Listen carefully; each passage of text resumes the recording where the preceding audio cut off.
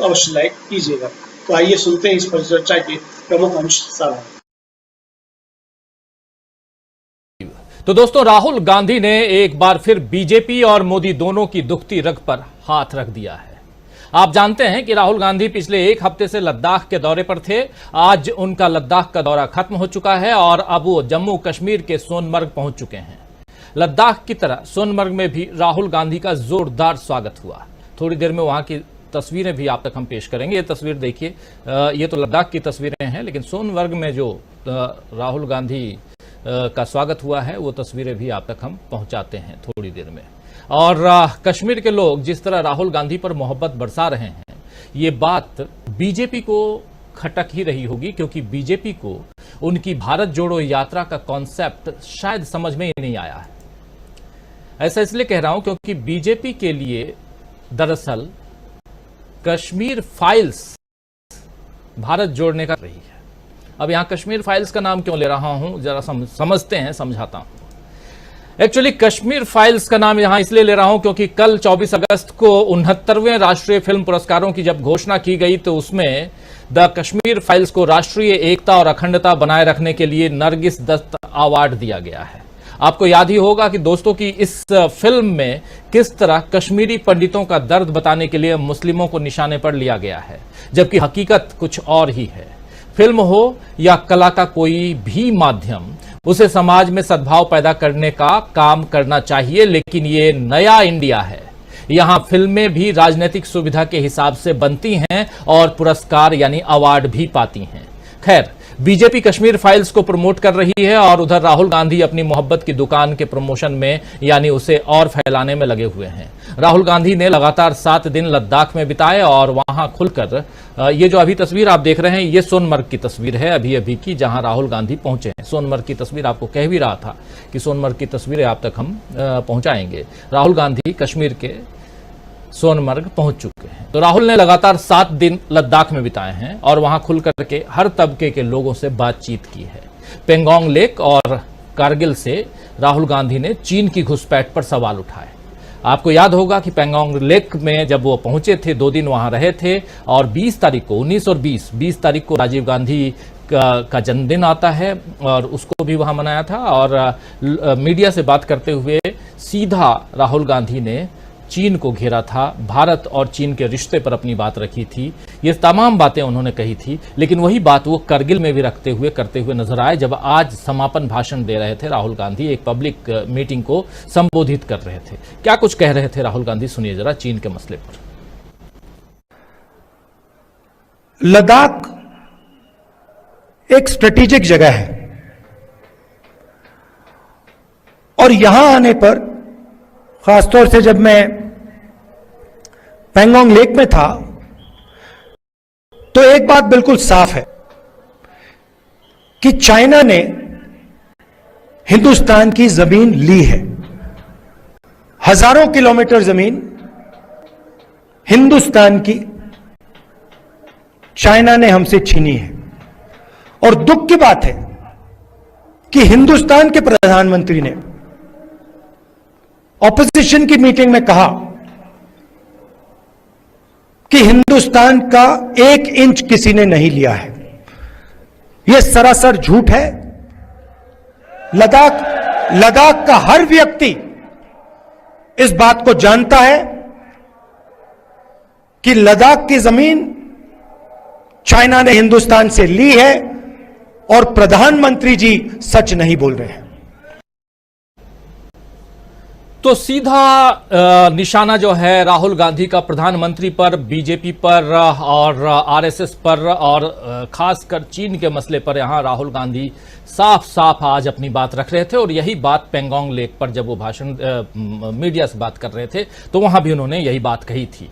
और इस पर बीजेपी ने उल्टा राहुल गांधी को ही घेर लिया है, निशाना साधा है राहुल गांधी पर। बीजेपी के प्रवक्ता सुधांशु त्रिवेदी ने आज प्रेस कॉन्फ्रेंस की राहुल गांधी के भाषण के बाद।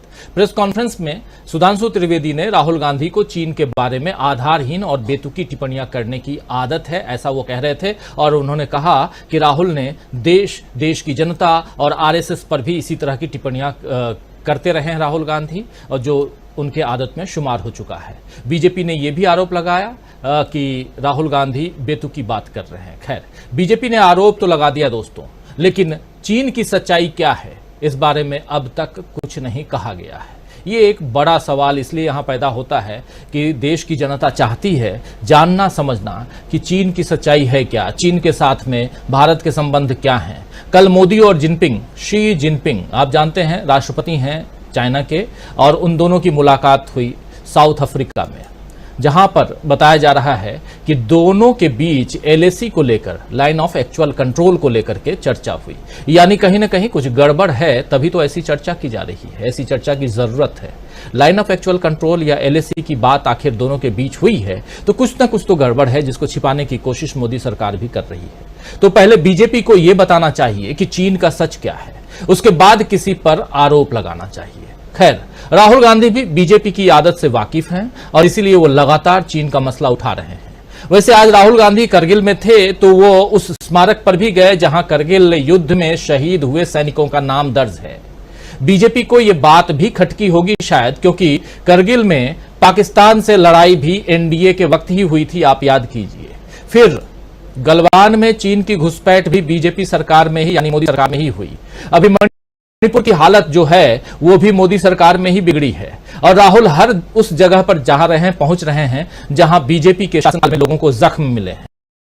मोदी राज में मिले जख्मों पर राहुल गांधी मलहम लगाने की कोशिश कर रहे हैं। राहुल की यह बात बीजेपी को बहुत कचोट रही है और उसे ऐसा लग रहा है कि राहुल गांधी उसकी दुखती रग पर हाथ रख रहे हैं, या कहें तो उनके जख्मों को कुरेद रहे हैं।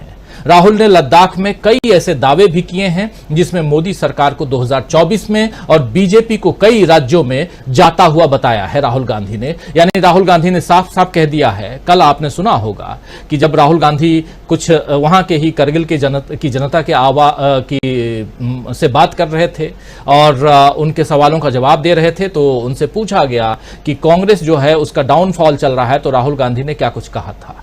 और राहुल गांधी ने वहां यह भी कहा था कि अगला चुनाव हम ही जीतेंगे। उन्होंने ये भी कहा था कि 5 राज्यों के जो चुनाव हैं उसमें से खासकर 4 राज्यों की वो बात कर रहे थे, वो 4 राज्यों के चुनाव हम ही जीतेंगे। जरा उस वीडियो को भी आपके सामने लाना चाहता हूं जिसमें साफ साफ राहुल गांधी कल जो इंटरेक्शन उनका था कारगिल के लोगों से, उसमें क्या कुछ कह रहे थे। जरा लेकर आइए और सुनते हैं, फिर आगे बढ़ते हैं। तो मेरे दिल में था और अभी भी है कि लद्दाख में भी हमें वो यात्रा चलानी चाहिए। शायद छोटा सा पहला कदम लिया, पैदल नहीं गए, मगर मोटर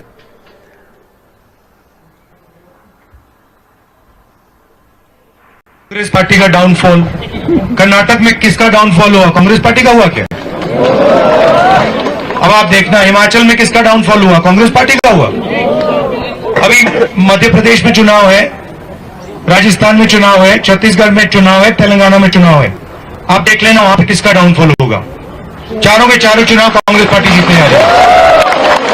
तो ये कांग्रेस पार्टी, ये सिर्फ एक पार्टी नहीं है, ये कांग्रेस पार्टी एक विचारधारा है, एक सोच है,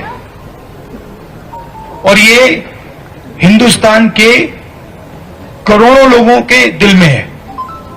ये सिर्फ पॉलिटिकल पार्टी नहीं है। जो हमारे कॉन्स्टिट्यूशन की वैल्यूज हैं, जिन चीजों के बारे में आप बात कर रहे हो, फेयरनेस होनी चाहिए, रिस्पेक्ट होनी चाहिए, यही है कांग्रेस पार्टी। और आपने फर्क देख लिया है, देश में आपने फर्क देख लिया है। बीजेपी का राज देख लिया आपने, कांग्रेस पार्टी का राज देखा है। ठीक है, तो आप ये मत सोचिए कि कांग्रेस पार्टी बीजेपी से टक्कर नहीं ले सकती।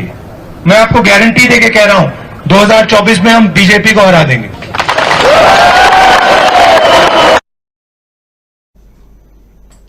तो करगिल में राहुल गांधी लोगों के बीच उनसे बात करते हुए, उनके सवालों का जवाब देते हुए, ये कल ऐसा कर रहे थे राहुल गांधी। आज जब पब्लिक मीटिंग कर रहे थे तो उस पब्लिक मीटिंग की एक बात आप तक हमने पहुंचाई।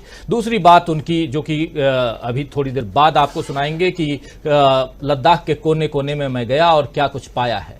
करगिल के आज के दरअसल भाषण में राहुल गांधी ने चीन, बेरोजगारी, भारत जोड़ो यात्रा, अदानी, लद्दाख को यूटी बनाना, ऐसे तमाम मसलों पर बीजेपी को राहुल गांधी ने घेरा और कल तो उन्होंने बाकायदा कह दिया था कि अब बीजेपी का डाउनफॉल होने वाला है, जो अभी आप सुन रहे थे, और कांग्रेस 4 राज्यों में सरकार बनाने जा रही है। तो बहुत कुछ दोस्तों इस न्यूज पॉइंट में आपको हम बताने, समझाने, समझने की कोशिश करेंगे। लेकिन उससे पहले आज जब ये तमाम बातें रख रहे थे राहुल गांधी, तो करगिल के, लद्दाख के कोने कोने में जाकर उन्होंने क्या कुछ देखा है, जरा वो भी सुन लेते हैं, चर्चा को फिर आगे बढ़ाते हैं। सुनिए। तो मेरे दिल में था और अभी भी है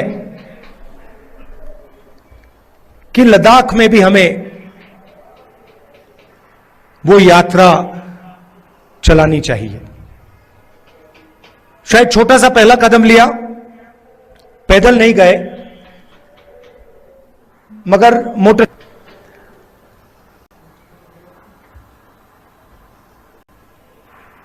और लद्दाख के कोने कोने में मैं गया, लोगों से बात की, गरीब लोगों से, माताओं बहनों से, युवाओं से, और जो आपके दिल में है उसको समझने की कोशिश की। दूसरे नेता हैं, वो अपनी मन की बात करते हैं, मैंने सोचा मैं आपकी मन की बात सुनूं। तो कोने कोने में गया, लद्दाख के कोने कोने में गया, मोटरसाइकिल से गया, क्योंकि यहां समय की कमी और साथ साथ उबड़ खाबड़ पहाड़ी एरिया, इसमें पैदल जाना मुमकिन नहीं था। और दूसरे नेता हैं जो मन की बात करते हैं, अपने मन की सुनते हैं, सुनाते हैं, और लेकिन मैंने आप लोगों के मन की बात सुनी। यहां पर राहुल गांधी कहते हुए नजर आ रहे हैं। राहुल गांधी तमाम मसलों को यहां रख रहे हैं जनता के बीच, और आप देखिए कि सुबह से राहुल गांधी ही चर्चा में बने हुए हैं, और आज बीजेपी को आकर प्रेस कॉन्फ्रेंस उनके बयानों पर करनी पड़ी है। आखिर क्या कारण है कि राहुल चर्चे में है?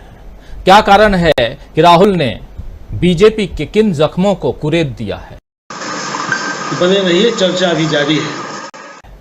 ये तमाम सवालों का जवाब ढूंढते हैं दोस्तों। हमारे साथ कुछ वरिष्ठ साथी जुड़े हुए हैं, उन सबसे आपका परिचय करवाता हूं। चलिए आगे बढ़ते हैं। और देखिए, इस वक्त 7 वरिष्ठ साथी जुड़े हुए हैं हमारे साथ। मीनू जैन जी जुड़ी हुई हैं हमारे साथ सुनील शुक्ला जी जुड़े हुए हैं, संजय कुमार सिंह जी जुड़े हुए हैं हमारे साथ प्रोफेसर अखिल स्वामी जी जुड़े हुए हैं, प्रशांत टंडन जी हैं, डॉक्टर दीपक पाचपोर जी हैं, और अमलेंदु उपाध्याय जी हैं। आप सबका स्वागत करता हूं, इस्तकबाल करता हूं।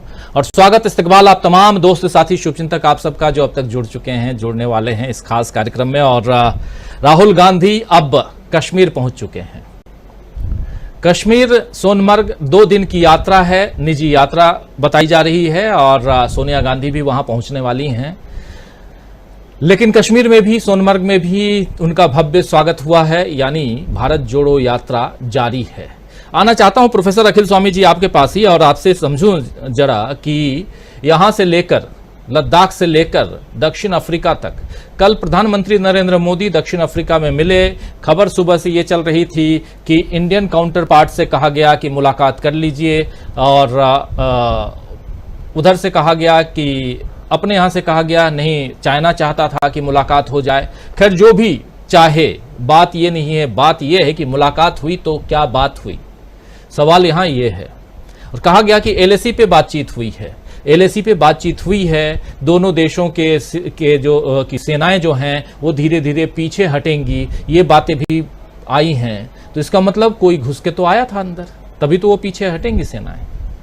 और अगर नहीं घुसा था, जैसा मोदी जी कह रहे थे पहले, गलवान घाटी में कुछ नहीं हुआ ये भी कह रहे थे, तो फिर कुछ ना कुछ छुपाने की कोशिश हो रही है। चलिए इस चैप्टर को थोड़ी देर अभी किनारे रखते हैं।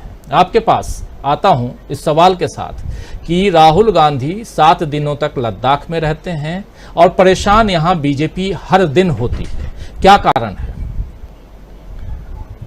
देखिए राजीव जी, आपने जो शीर्षक दिया है, राहुल ने बीजेपी के जख्मों को कुरेद दिया, मुझे वास्तविकता में ये लगता है कि शीर्षक होना चाहिए, बीजेपी रोज देश की जनता के जख्मों को कुरेद रही है।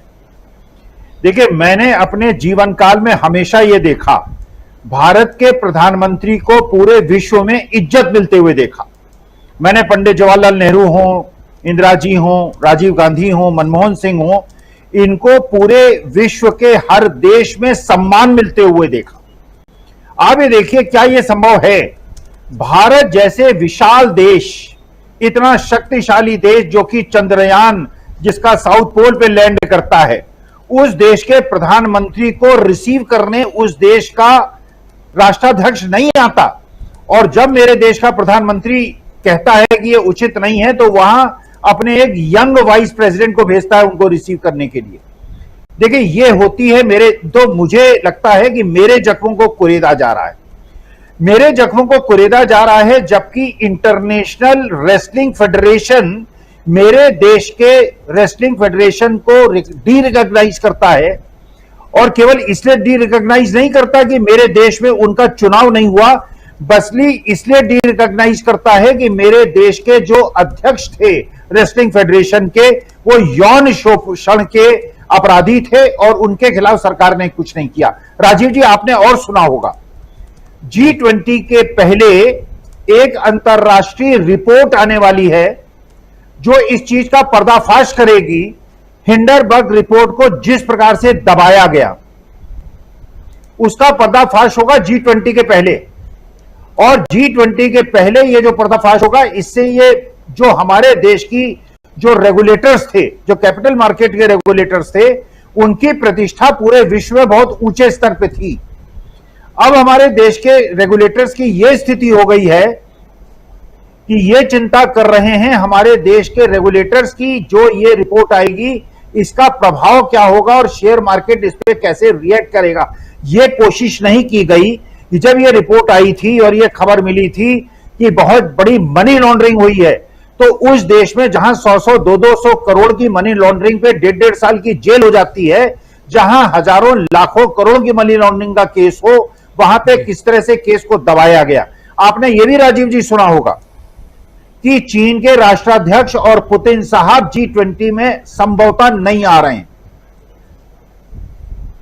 अगर इस प्रकार की घटनाएं घट रही हैं, जहां पे आपने वो फोटोग्राफ भी देखा होगा, मैंने अपने देश को प्रधानमंत्री को हमेशा जहां भी विश्व के नेताओं के साथ फोटो खींचते हुए देखा है, देश के प्रधानमंत्री को सबसे आगे खड़ा हुआ देखा है। मैं पहली बार मुझे मेरे जख्म पे इतना कुरेदा किसी ने, जब मैंने देखा कि मेरे देश के इतने यशस्वी प्रधानमंत्री मोदी जी तीसरी पंक्ति में खड़े हुए थे, फोटो ही नहीं पड़ रहे थे, मेरे दिल को ठेस पहुंची और मेरे जख्मों को किसी ने कुरेद दिया। तो वास्तविकता में इस समय पूरे विश्व में देश की छवि को मणिपुर के माध्यम से, मेवात के माध्यम से जो ये रेगुलेटर्स ने अपनी अक्षमता दिखाई है और जिस प्रकार से सुप्रीम कोर्ट में संजय मिश्रा के प्रकरण को आगे बढ़ाया गया है, मुझे ऐसा लगता है कि हमारे जख्मों को जिस प्रकार से बीजेपी कुरेद रही है, राहुल गांधी को बीजेपी के जख्मों को कुरेदने की कोई आवश्यकता नहीं है। क्योंकि जनता के जख्मों को जब महंगाई से, बेरोजगारी से और धार्मिक विद्वेष से रोज अगर बीजेपी कुरेदेगी तो हम निपटेंगे बीजेपी से। राहुल गांधी केवल देश को जोड़ते रहें, मोहब्बत के पैगाम को आगे ले जाते रहें, देश के हर जो ऐसे उपेक्षित आदमी को ये सांत्वना और ढांढस देते रहें कि वो उनके साथ हैं। बाकी हमारे जो जख्मों को कुरेदा गया है उसका हिसाब हम जल्द लेंगे। जी, जनता बिल्कुल 5 साल में जनता का एक दिन होता है जिस दिन वो 5 साल का हिसाब किताब कर लेती है। एक इंफॉर्मेशन यहां थोड़ा सा सुधारना चाहूंगा आपसे, माफी के साथ, कि रशियन प्रेसिडेंट जो हैं व्लादिमीर पुतिन, वो अभी दुनिया के किसी भी देश का दौरा नहीं कर सकते हैं। इसलिए नहीं कर सकते क्योंकि उनको अंतर्राष्ट्रीय अपराधी घोषित किया गया है यूक्रेन वार के कारण, और वो अगर अपने देश की सीमा से बाहर निकलेंगे तो वो गिरफ्तार हो जाएंगे। गिरफ्तारी से बचने के लिए वो न ही जोहानिसबर्ग गए और न ही इंडिया आएंगे। लेकिन चीन के जो राष्ट्रपति हैं शी जिनपिंग, वो कहीं भी जा सकते हैं। जैसे अभी जोहानिसबर्ग गए थे, वो हिंदुस्तान भी आ सकते हैं। लेकिन अगर वो हिंदुस्तान G20 की बैठक में नहीं आते हैं तो इसका मतलब है कि कहीं ना कहीं चीन और भारत के संबंध जो हैं वो खटाई में पड़ते हुए दिखाई देंगे। तो ये एक जानकारी थी, क्योंकि चर्चा बहुत सोशल मीडिया पे भी लोग कर रहे हैं कि रूसी प्रेसिडेंट जो हैं वो इंडिया नहीं आ रहे हैं, वो अपनी मर्जी से इंडिया नहीं आ रहे हैं। ऐसा नहीं है, वो इंडिया इसलिए नहीं आ रहे हैं क्योंकि वो गिरफ्तार हो जाएंगे। उनके ऊपर आपराधिक मामला चल रहा है इंटरनेशनल कोर्ट में, इसलिए भी, और वो चूंकि रूस में हैं और रूस के राष्ट्रपति हैं। चलिए, ये एक जानकारी थी जो साझा करनी थी। दूसरी बात जो महत्वपूर्ण है उस पर हम आते हैं। प्रधानमंत्री नरेंद्र मोदी पर सीधा हमला करते हुए राहुल गांधी नजर आ रहे हैं। लद्दाख में 7 दिन राहुल गांधी के, और राहुल गांधी आज जब भाषण दे रहे थे, समापन भाषण कह लें, पब्लिक मीटिंग को संबोधित कर रहे थे कारगिल से, तो वहां उन्होंने साफ साफ इस यात्रा को भारत यात्रा ही बताया। उन्होंने ये भी कहा कि पैदल चलना कम दिनों में मुमकिन नहीं था, इसलिए बाइक पर सवारी हमने की। लेकिन इस जगह की तमाम जनता से, यहाँ की महिलाओं से, पुरुषों से, बच्चों से, बेरोजगारों से, सबसे उन्होंने बातचीत, युवाओं से सबसे बातचीत की। और सबसे बड़ी बात कि वहां उन्होंने बिहार और उत्तर प्रदेश से आए हुए उन मजदूरों से भी मुलाकात की, जिनसे उन्होंने पूछा कि -10 और -20 डिग्री के तापमान में आपका यहां रहना कैसे हो पाता है, और बिहार और उत्तर प्रदेश का हाल चाल भी जाना। तो ये सारी बातें वो वहां करते हुए नजर आए राहुल गांधी।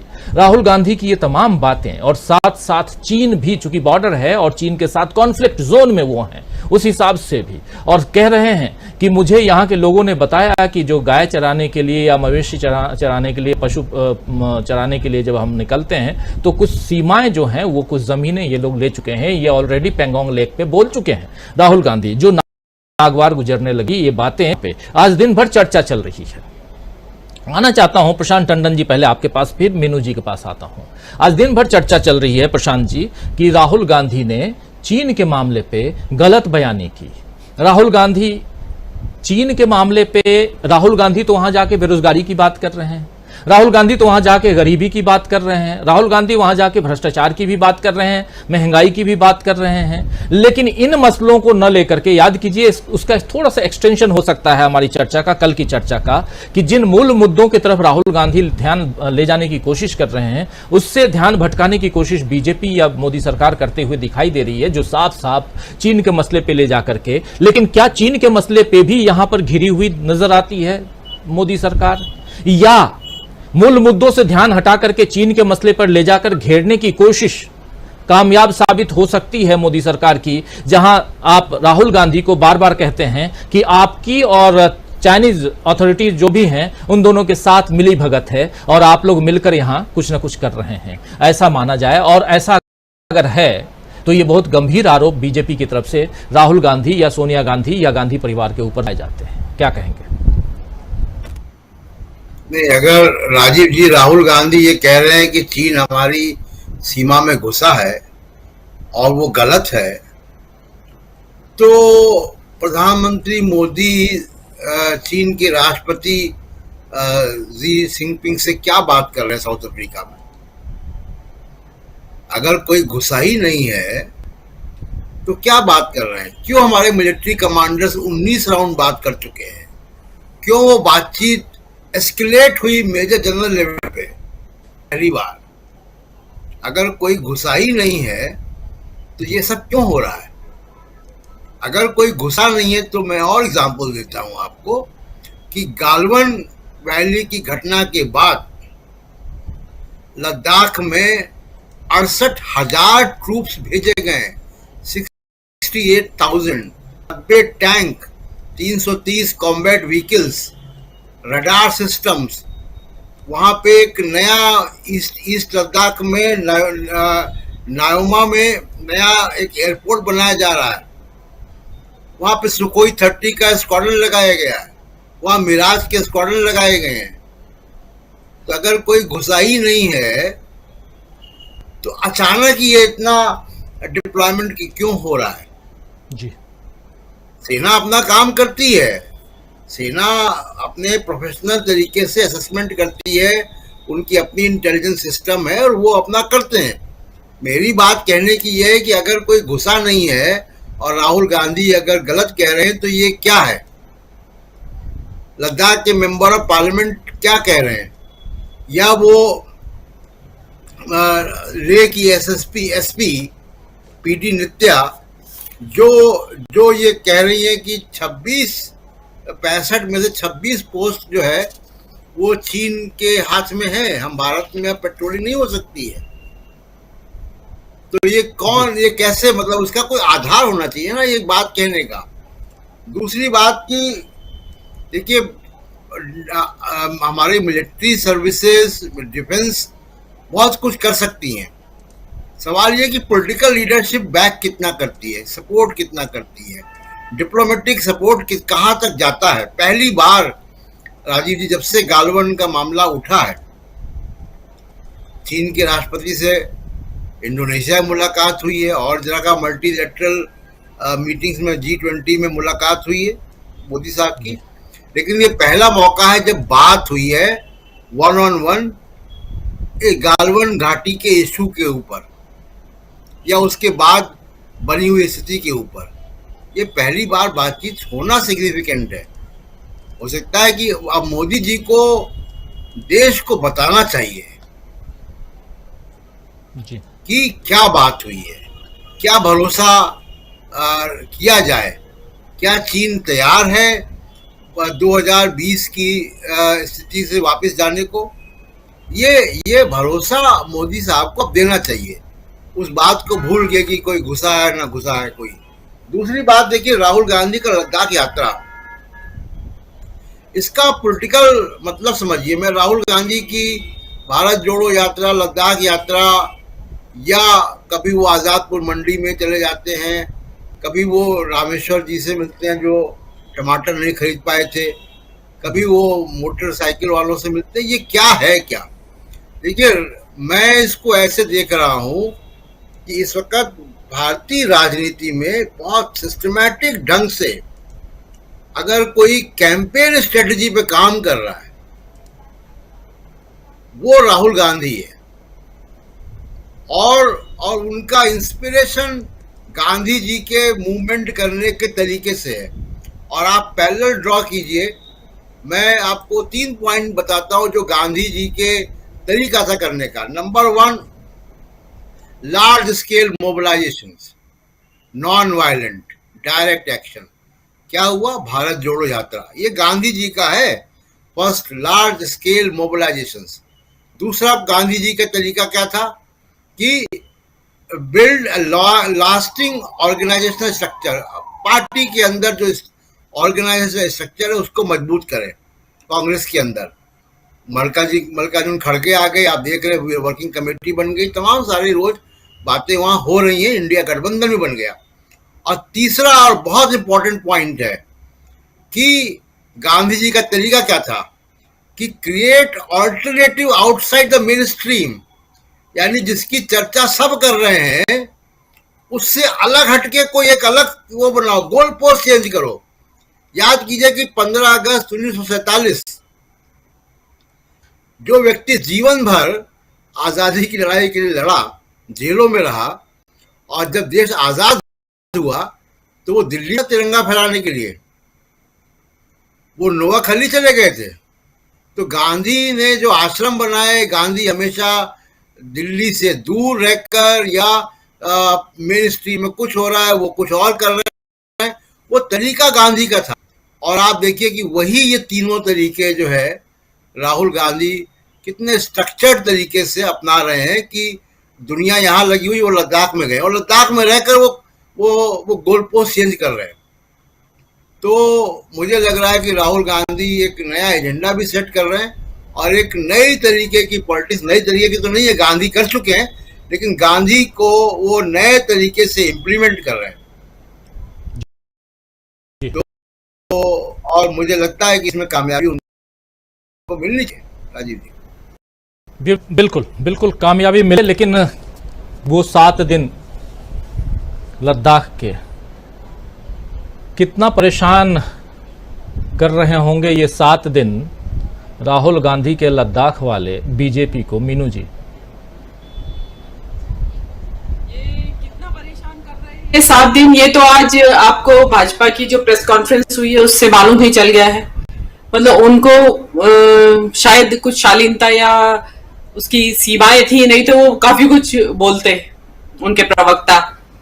लेकिन जो भी बोल रहे थे ठीक बोल रहे थे, लेकिन उन्होंने उसमें ये नहीं बताया कि पिछले साल जो बाली इंडोनेशिया में जो G20 का समिट हुई थी, वहां पे इंडियन जो पब्लिक है उसको केवल ये दिखाया गया, डिनर टेबल पे मोदी जी उठे और पीछे मुड़ के खुद जिनपिंग से हाथ मिलाया। लेकिन उन्होंने ये नहीं बताया कि उनकी बातचीत हुई थी शी जिनपिंग से। ये खुलासा 8 महीने बाद चाइना के विदेश मंत्रालय ने किया कि प्रधानमंत्री मोदी और इनकी बातचीत हुई है। फिर जब प्रेस ने पूछा तब अरिंदम बागची ने उसको हाँ भरा। तो आप ये देखिए कि आप गुपचुप बात करते हैं, आप छल कर रहे हैं देश की जनता के साथ। आप बताते ही नहीं कि आप बाली में बात करके आए हैं शी जिनपिंग से एलएसी के बारे में और कि टू स्टेबलाइज द रिलेशन। तो किस बात की क्या प्रॉब्लम है वहां पे? जब आपके यहां कुछ घुसा के कोई बैठा नहीं है तो क्या दिक्कत है आपकी? लेकिन आप जो ये छुपा रहे हैं ना, ये नई किस्म की विदेश नीति शुरू हुई है।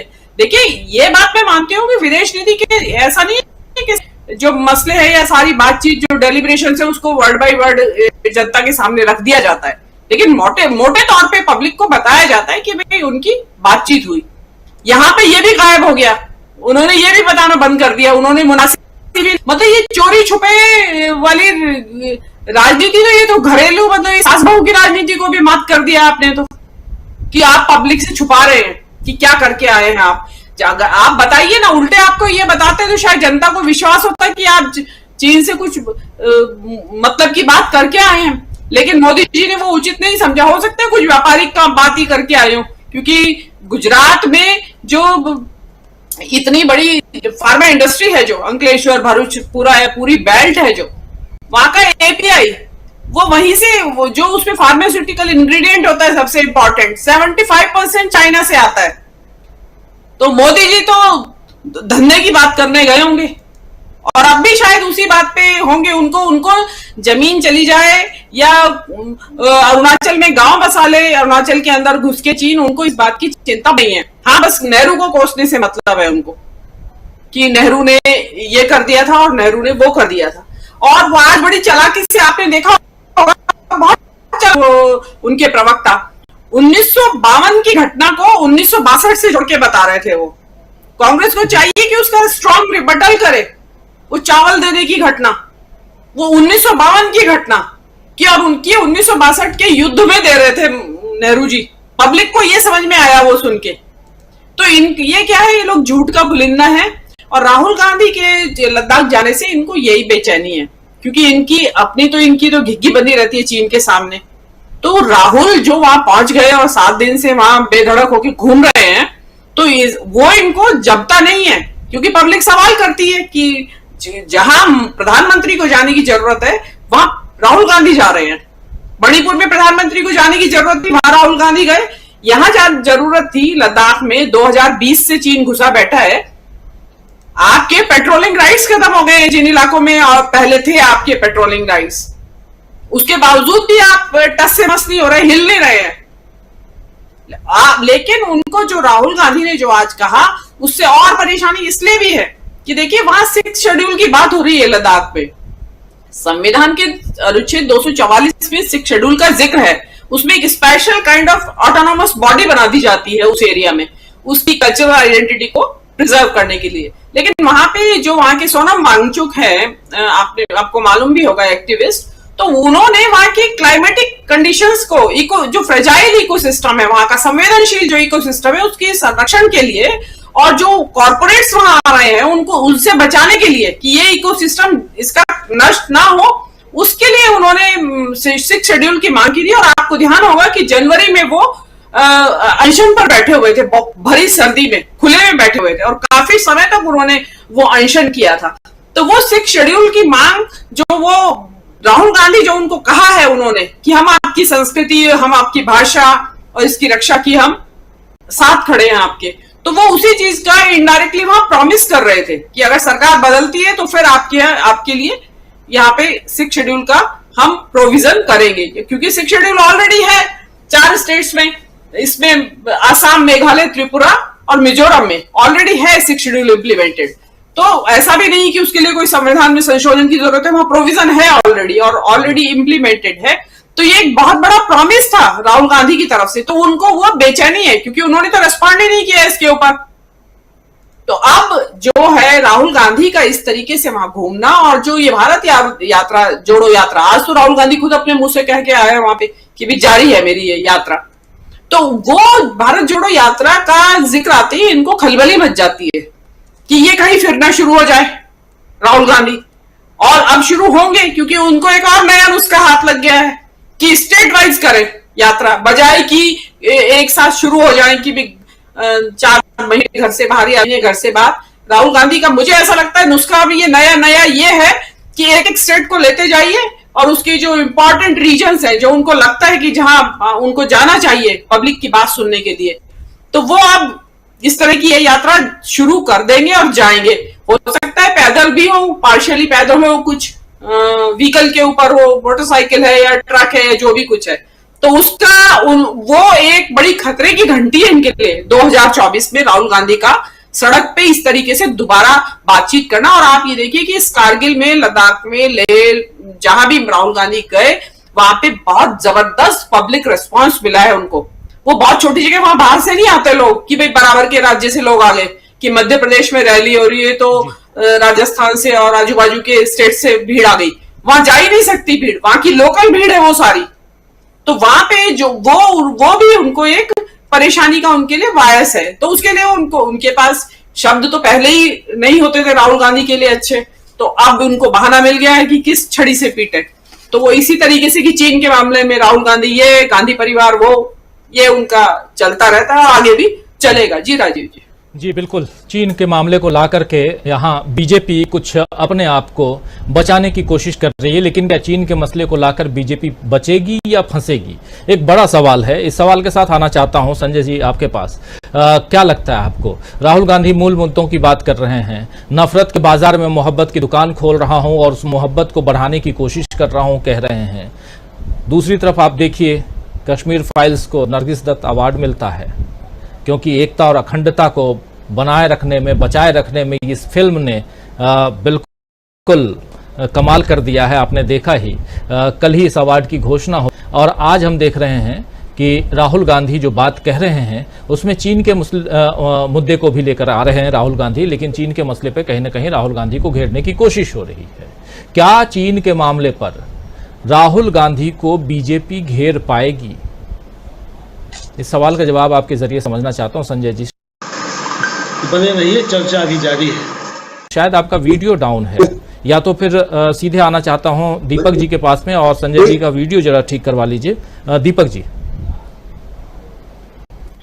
देखिए, संजय जी के सवाल तो दूसरे थे, लेकिन मूल रूप से मैं कहना चाहूंगा 2-3 चीजें हैं कि जैसे भारतीय जनता पार्टी के ही जख्म नहीं है, ये जख्म जो है वैसे तो कहिए तो आप पूरे के पूरे हिंदुस्तान के हैं, जो हमको भारतीय जनता पार्टी के माध्यम से मिल रहे हैं। भारतीय जनता पार्टी को जिन मुद्दों को लेके राहुल गांधी छेड़ रहे हैं उसके देखिए 2 आयाम है मुख्य रूप से। भारतीय जनता पार्टी के अगर आंतरिक राजनीति पे बात करें तो गौतम अडानी जो है उनके सबसे कमजोर नब्ज है, बार बार जो है राहुल गांधी छेड़ रहे हैं पिछले कुछ समय से। अगर हम विदेश नीति की बात करें तो विदेश नीति में अभी तक जो अंतरराष्ट्रीय मंचों पर जो एक तरह से कहिए कि बहुत ही कोजी सीट पर जाकर बैठते हैं मोदी जी या भारत, वो उनकी अपनी कोई अर्जित प्रतिष्ठा नहीं। ये जो है ये हमारे भारतीय जो वैदेशिक नीति है जो है आजाद भारत की चली आ रही है, जिसके सबसे बड़े जो निर्माता थे जिन्होंने फॉर्म दिया पहला सबसे बड़ा वो जवाहरलाल नेहरू थे।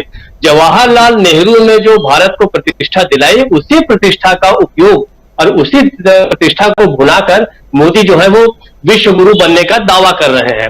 लेकिन असली बात यह है कि उनकी परीक्षा सबसे जो क्रिटिकल है, सबसे क्रिटिकल समस्या भारत की जो है बाकी देशों के साथ नहीं है, तो वो जो है वो चीन के साथ है कि आप चीन हैंडल करते हैं।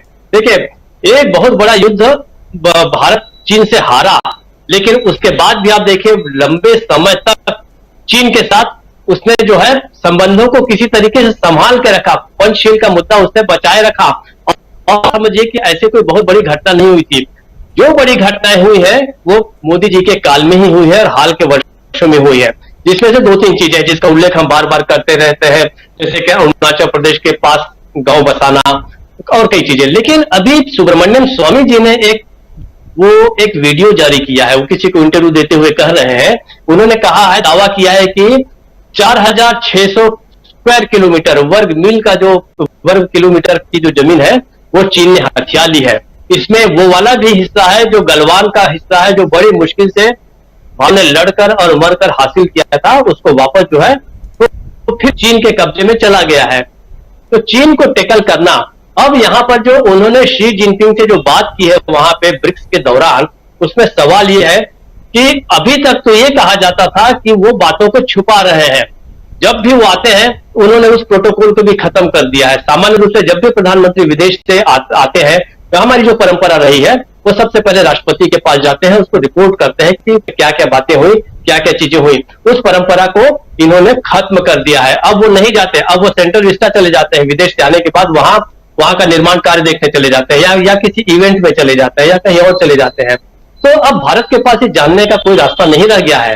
तो देखिए एक वर्तनी में कितना बड़ा फर्क आया है। अभी तक हम ये सुनते थे कि मोदी जो है वो बातों को छुपा रहे हैं, लेकिन उससे एक कदम आगे बढ़ते हुए राहुल गांधी ने कहा कि मोदी जो है चीन के मामले में झूठ बोल रहे हैं। अगर झूठ बोल रहे हैं तो सच्चाई को सामने लाएं, मोदी जी उनको कॉन्ट्रडिक्ट करें और बताएं कि असलियत क्या है। देखिए ये बात जो है प्रवक्ताओं के द्वारा, पार्टी प्रवक्ताओं के द्वारा बोले जाने की नहीं है कि वहां पर जो है ब्रिक्स में जाकर उन्होंने क्या कहा। ये तो या तो विदेश मंत्रालय बताए कि उन्होंने क्या बातें की है, और अगर कहीं पर कुछ भी नहीं है तो फिर वो किस लिए वो कह रहे हैं कि एलएसी का जो चीन जो है वो सम्मान करे। अरे भाई, अगर कहीं पे कोई घुसपैठ हुई ही नहीं है, आप भी अपनी सीमा में है, वो भी अपनी सीमा में है, तो एक राष्ट्रपति को यह बताने की क्या जरूरत पड़ रही है आपको कि आप एलएसी कीजिए। इसका मतलब यह है कि एलएसी का नहीं हो रहा है। और अब देखिए ये बात जब जाहिर हो गई है कि चीन के मुद्दे पर लगातार जो है मोदी जो है वो असफल साबित हो रहे हैं। हमारी वैदेशिक नीति का जितना हम कहते हैं कि डंका बन जाए, तो वो डंका जो है वो कोई मोदी द्वारा प्राप्त किया हुआ या अर्जित किया हुआ नहीं है। वो हमारी अपनी एक 60-65 सालों की जो परंपरा है, विदेश नीति जो है, उसके आधार पर वो मजे कर रहे हैं। मैं सीधे सीधे कहूं तो ये बात कह सकता हूं। अंतिम बात एक सुब्रमण्यम स्वामी जी की बात के बाद मैं अंतिम बात कहूं, हम अखिल स्वामी जी ने जो कहा, हमारे प्रधानमंत्री जो है कहीं पर दिखते नहीं है, कहीं पीछे खड़ा हो जाता है। तो स्वामी जी को मैं कहना चाहता हूं कि वो मलाल न करें, आईटी सेल पूरी प्रयोग करके, फोटोशॉप करके किसी न किसी तरीके से हमारे प्रधानमंत्री को है वो आगे की पंक्ति पर ले आएगा। तो आप इसकी बिल्कुल चिंता मत कीजिए और आप हौसला रखिए कि हमारे जो प्रधानमंत्री हैं उनको हमारे भक्तगण जो है वो पीछे नहीं जाने देंगे।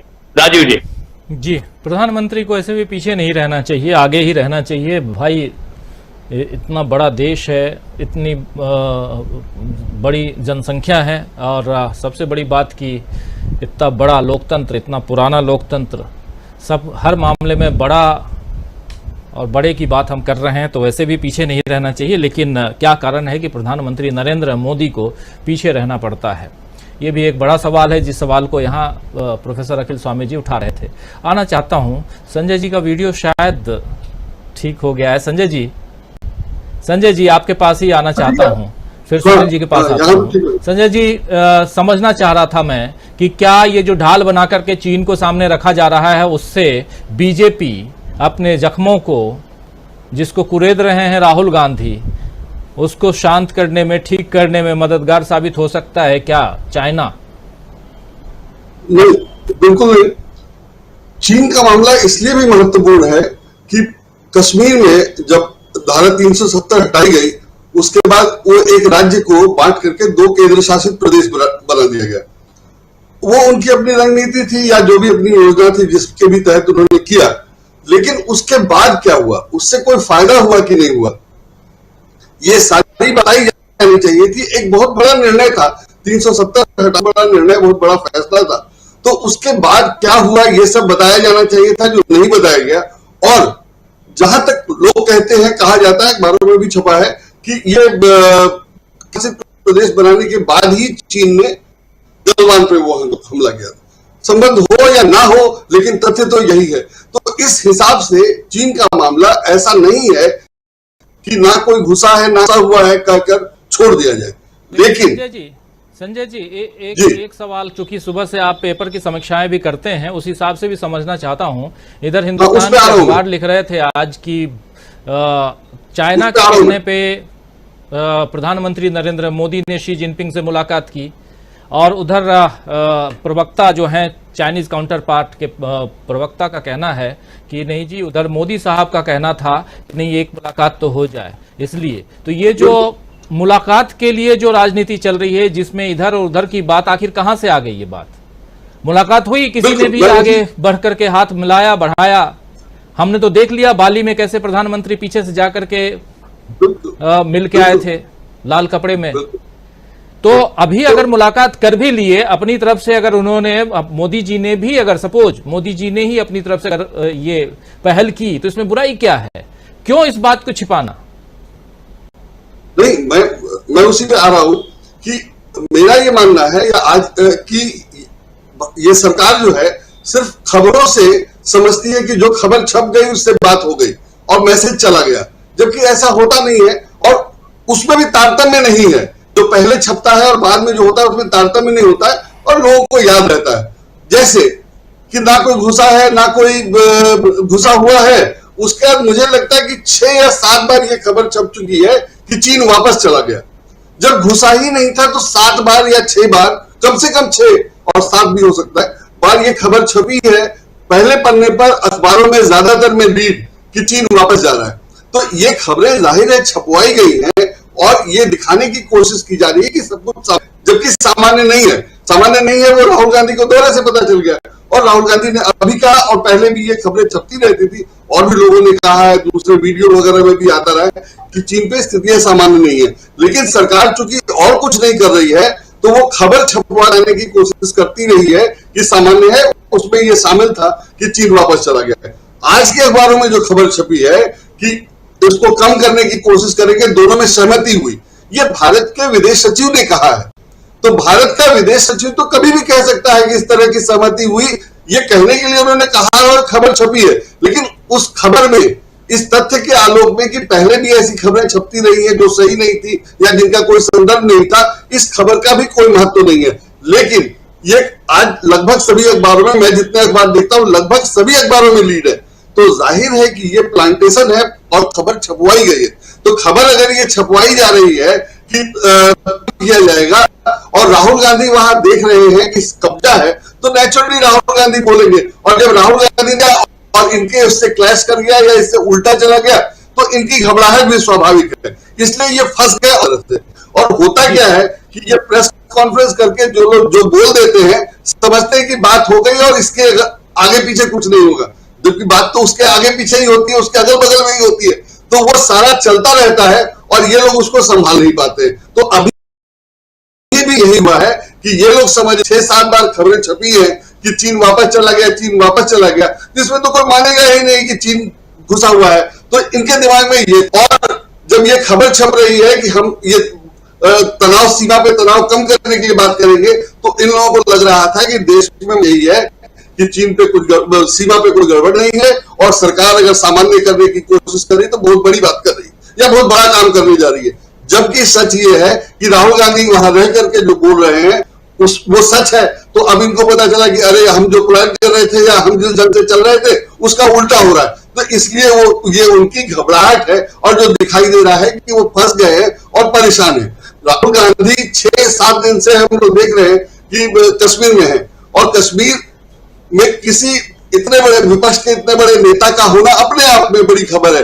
लेकिन 7 दिन में मैं जो 7-8 अखबार देखता हूं, किसी में पहले सिंगल कॉलम की खबर नहीं दिखी। मतलब दूसरे अखबारों में छपी हो सकती थी, मैं 7 बड़े अखबारों की बात कर रहा हूं जिसमें किसी में सिंगल कॉलम की खबर नहीं है कि राहुल गांधी कश्मीर में है। तो ये इनकी रणनीति है। अगर खबर छपवा के ही सारा कुछ करना है और राहुल गांधी जब बोल दे रहे हैं और पता है कि राहुल गांधी का ही वीडियो कितना देखा जाता है, तो घबराहट तो होगी और यही हो रहा है। इसलिए ये बुरी तरह फंस गए, ये समझ रहे हैं कि खबर नहीं छपेगी तो बात हो जाएगी, और जानते हैं कि राहुल गांधी की अपने वीडियो से कितनी बात फैलती है। तो इसलिए दोनों का घालमेल है और ये समझ नहीं पा रहे कि क्या करना है, कैसे करना है, और जो बाकी रणनीति वगैरह के हिसाब से जो कमजोरी है अपनी जगह है तो वो हैंडल नहीं कर पा रहे हैं। पूरी स्थिति है। बिल्कुल राजीव, बिल्कुल बिल्कुल। ये कांग्रेस को समझना चाहिए कि आखिर अखबारों में राहुल गांधी सुर्खियां क्यों नहीं बटोर पाते। अखबारों के आखिरी कुछ पन्नों के अंदर कुछ एक कॉलम में ही वो क्यों सिमट के रह जाते हैं। ये कांग्रेस के जो मीडिया विंग के लोग हैं, मीडिया सेल के लोग हैं, उनको सोचना चाहिए बहुत गंभीरता से। कांग्रेस के वरिष्ठ नेताओं को भी सोचना चाहिए। और कल ही प्रेस कॉन्फ्रेंस में भूपेश बघेल जो छत्तीसगढ़ के मुख्यमंत्री हैं, वो कह रहे थे कि मैं नाम नहीं बताऊंगा क्योंकि आप तो छापोगे नहीं, लेकिन अगर बुलाया जाए तो आप दौड़ के चले जाओगे इंटरव्यू देने के लिए। तो ये भी है। तो ये कांग्रेस के लोगों का ये करामात है। ये कांग्रेस के लोगों को समझना चाहिए कि उनके नेता कहां भागते हैं, जो आपको दुत्कारता है उसी के पीछे आप भागते हैं। तो चूंकि आप संजय जी आप अखबारों को करते हैं, अखबारों की समीक्षा करते हैं और रोज सुबह सुबह मैं भी देखता हूं तो मुझे भी तकलीफ होती है। हालांकि हम अपने अखबार पे रोज फ्रंट पेज पे छापते हैं जो खबरें रहती है, ऐसा नहीं कि बहुत चाहत है, इसलिए चूंकि खबर है। राहुल गांधी 7 दिन से अगर लद्दाख में है, बाइक चला रहा है एक बंदा, और वो भी कांग्रेस मतलब छोटी मोटी पार्टी नहीं और छोटा मोटा आदमी नहीं है, एक बड़ा नेता है। वो अगर बाइक से उन पहाड़ियों पे घूम रहा है तो खबर बनती है, उनकी तस्वीरें छापनी चाहिए। एक जर्नलिस्ट होने के नाते मैं तो अपने यहां यही सलाह देता हूं, लेकिन दूसरे लोग इसको भी व्यवसाय के रूप में देखते होंगे, शायद बिजनेस के रूप में। और तीसरी बात यह कि ये कांग्रेस के लोगों को सोचना चाहिए कि मुझे कहां जगह मिल रही है, कहां जगह नहीं मिल रही है। खैर, कुछ संजय जी जोड़ना चाहते हैं, फिर आना चाहता हूं। सुनील शुक्ला जी बहुत गंभीरता के साथ सुन रहे हैं, कुछ बातें उनके पास हैं, वो सुनेंगे हम लोग। उनके पास आता हूं जी, संजय जी। आज एक खबर है कि राहुल गांधी से कश्मीर में किसी ने पूछा कि मुसलमानों के साथ देश में जो है या मुसलमानों की लद्दाख में स्थिति है, वो आप सत्ता में आएंगे तो कर सकेंगे। ये कितना बड़ा सवाल है और कितनी है, और इसका राहुल ने जवाब दिया। मेरी क्यूरियोसिटी तो ये आइए जरा सुन लेते हैं संजय जी जरा आप जो कह रहे हैं सुन लेते हैं, तो उस बात को सुन लेते हैं, फिर सुनील शुक्ला जी के पास आएंगे और समझेंगे सुनील जी से कि हाँ, पहले उसको सुन लेते हैं, फिर सुनील जी से सवाल करता हूं। सुनिए। You are right that Muslims are under attack in India. This is not wrong. But you must also realize that there are many other people also under attack in India. Okay? Please look at what is going on in Manipur today. For 4 months, Manipur has been burning. Right? So you must not think that you are the only people under attack. All sorts of... Yeah, it is happening. Of course it is happening. But it is happening to Muslims, it is happening to other minorities, it is happening to Dalits, it is happening to tribals. Right? Because it is the attitude and the approach of the BJP. And this is something we are committed to fighting. And you are very well aware that myself and the Congress party are at the forefront of this fight. तो सुन रहे थे आप, यही बात आप जो कह रहे थे संजय जी, वही बात है। और एक लड़के ने सवाल किया, बहुत सारी बातें अपनी रखी, बोला बहुत सारी चिट्ठियां लिख दी, अब लव लेटर लिखना ही बाकी रह गया है, बहुत कुछ कर दिया। तो इन्होंने बोला आपने ही तो, राहुल गांधी ने बोला आपने तो चुन करके भेजा है। तो लड़के ने कहा कि हाँ, वोट देकर, बीजेपी को वोट देकर हम फंस गए हैं। आइए जरा वो भी सुन लेते हैं। बहुत इंपॉर्टेंट पहलू है लद्दाख के जो राहुल गांधी की यात्राएं हैं, उन यात्राओं में लोगों के साथ इंटरेक्शन और कैसी कैसी बातें निकल के आती हैं, जिन बातों को सुर्खियों में तब्दील करना चाहिए। लेकिन ये हमारे देश का मीडिया है और ये कांग्रेस पार्टी है। सुनिए। लेकिन पोजिशन पार्टी हो, आपको हमें मालूम होगा सर कि हमारा जो एमपी है वो तो पार्लियामेंट में कुछ बोल तो नहीं रहा sir, on the behalf of us we don't know sir why he speaking. हमारे जितने भी इश्यूज है उस पे हमारा एमपी साहब पार्लियामेंट में जाएंगे मम। वो तो आपको उनसे बात करनी है। हाँ नहीं सर, अभी आई कम टू दैट पॉइंट, वो भी हम कर लेंगे सर। ऐसा नहीं है कि हमने उससे बात नहीं किया सर, शायद उसके घर में हमारे दिए हुए मेमोरेंडम इतने पढ़ों की फाइल भर के हमने उसके पास मेमोरेंडम सबमिट किया था। You know it's just like a love letter देना, बाकी कुछ होना नहीं है। हमने बहुत बार उससे ये कोशिश किया था बात करने का। No I come to the point. Elect तो आपने किया ना, बस यही तो सबसे बड़ा, तो नहीं किया सर, यही तो सबसे बड़ा गुनाह हो गया सर। इलेक्ट तो आपने किया। हाँ सर, सबसे बड़ा गुनाह लगा रहे हो। हाँ सर, क्या सोचना था पहले। गलती से मिस्टेक हो गया सर। अगली बार now come to the point that sir, हम चाहते हैं कि हमारे करगिल की यूथ, जो लद्दाख की यूथ की तरफ से आप एटलीस्ट हमारी तरफ से ऑन द बिहाफ ऑफ अस ये एक बार इशू राइज करें। सर आपने कहा कि नेशनल लेवल पे ये अनएम्प्लॉयमेंट यूथ का इशू है, नेशनल लेवल पर समथिंग एल्स सर। पिछले जब से हम इस स्टेट से अलग हो गए तब से हमने जो मुश्किलात, आपको शायद डाटा मिल जाएगा कि लास्ट 2019-22 में हमारा जो एम्प्लॉयमेंट रो रेशो सबसे आगे चला गया था हमारे लद्दाख का। मैं क्लियर कट कहता हूं सर यहाँ पर, क्योंकि मैं यूथ को रिप्रेजेंट करता हूं, मैं किसी एक ऑर्गेनाइजेशन का प्रेसिडेंट हूं सर, मैंने इसको काफी करीब से देखा है, and I am also be part of the Kargil democratic alliance. इसमें आपको बताते चलूं सर, हम आपसे क्या चाहते हैं, हम ये चाहते हैं कि हमारे जितने भी इश्यूज है, स्पेशली जो जब से हम 4 साल में हमने जो मुश्किलात जो हमारे इस यूथ ने फेस किया सर, जो हम अनएम्प्लॉयड यूथ ने फेस किया, शायद कोई भी पॉलिटिशियन, कोई भी गवर्नमेंट किसी ने फेस नहीं किया। हर किसी को उसका इंक्रीमेंट मिला, हर किसी को अपना अच्छा खासा सब कुछ उसको मिला, सिवाय हमारे इन यूथ के और हमारे स्टूडेंट और हमारे जो अनएम्प्लॉयड यूथ को सबसे हमने मुश्किलात फेस की। उनकी तरफ से एक भी हमारे जो एडवर्टाइजमेंट नहीं हुआ है। तो सुनील जी सुन रहे थे, गलती से मिस्टेक हो गया और दे दिया बीजेपी को वोट, और अब लव लेटर लिखना बाकी है। बाकी जितनी चिट्ठियां लिखनी थी लिख चुके हैं। राहुल गांधी यहां पोल खोल रहे हैं या राजनीति कर रहे हैं, क्या कर रहे हैं सुनील जी? धन्यवाद राजीव जी। तो नेट की वजह से बहुत असुविधा हुई हम लोगों को, लेकिन अब इस वक्त कनेक्टिविटी बेटर है जी। अगर राजनीति कर रहे हैं तो उनको करना चाहिए, राजनीति करना कोई गुनाह तो है नहीं, और विपक्ष के नेता हैं तो उनको भी करनी चाहिए, और राजनीतिक मुद्दों पर ही राजनीति कर रहे हैं। राजनीति करना कोई ऐसी प्रतिबंधित चीज नहीं है ना। अगर आप कोई उसका बेजा इस्तेमाल नहीं कर रहे हैं, आप कोई चीज प्लांट नहीं कर रहे हैं लोगों के बीच में, अगर जनता की बात उठाने की बात कर रहे हैं, जनता के साथ आप खड़े हैं एक राजनीतिक नेता के रूप में, तो ये तो सराहनीय है। इसके लिए तो उनकी प्रशंसा की जानी चाहिए, उनका समर्थन किया जाना चाहिए। राहुल गांधी ने जो चीन की बात उठा करके उस जगह जाकर जहां पे लोगों को देख करके चीन को आपत्ति होती है, चीन की सेना को आपत्ति होती है, वहां खड़े होकर के उन्होंने सरकार की जितनी बातें थी उसको उन्होंने खारिज कर दिया कि किस तरीके से चीन हमारी सीमा में घुसा हुआ है और काबिज है। स्थानीय लोगों के कहने पर भी नहीं कि उन्होंने कोई काल्पनिक बात की हो।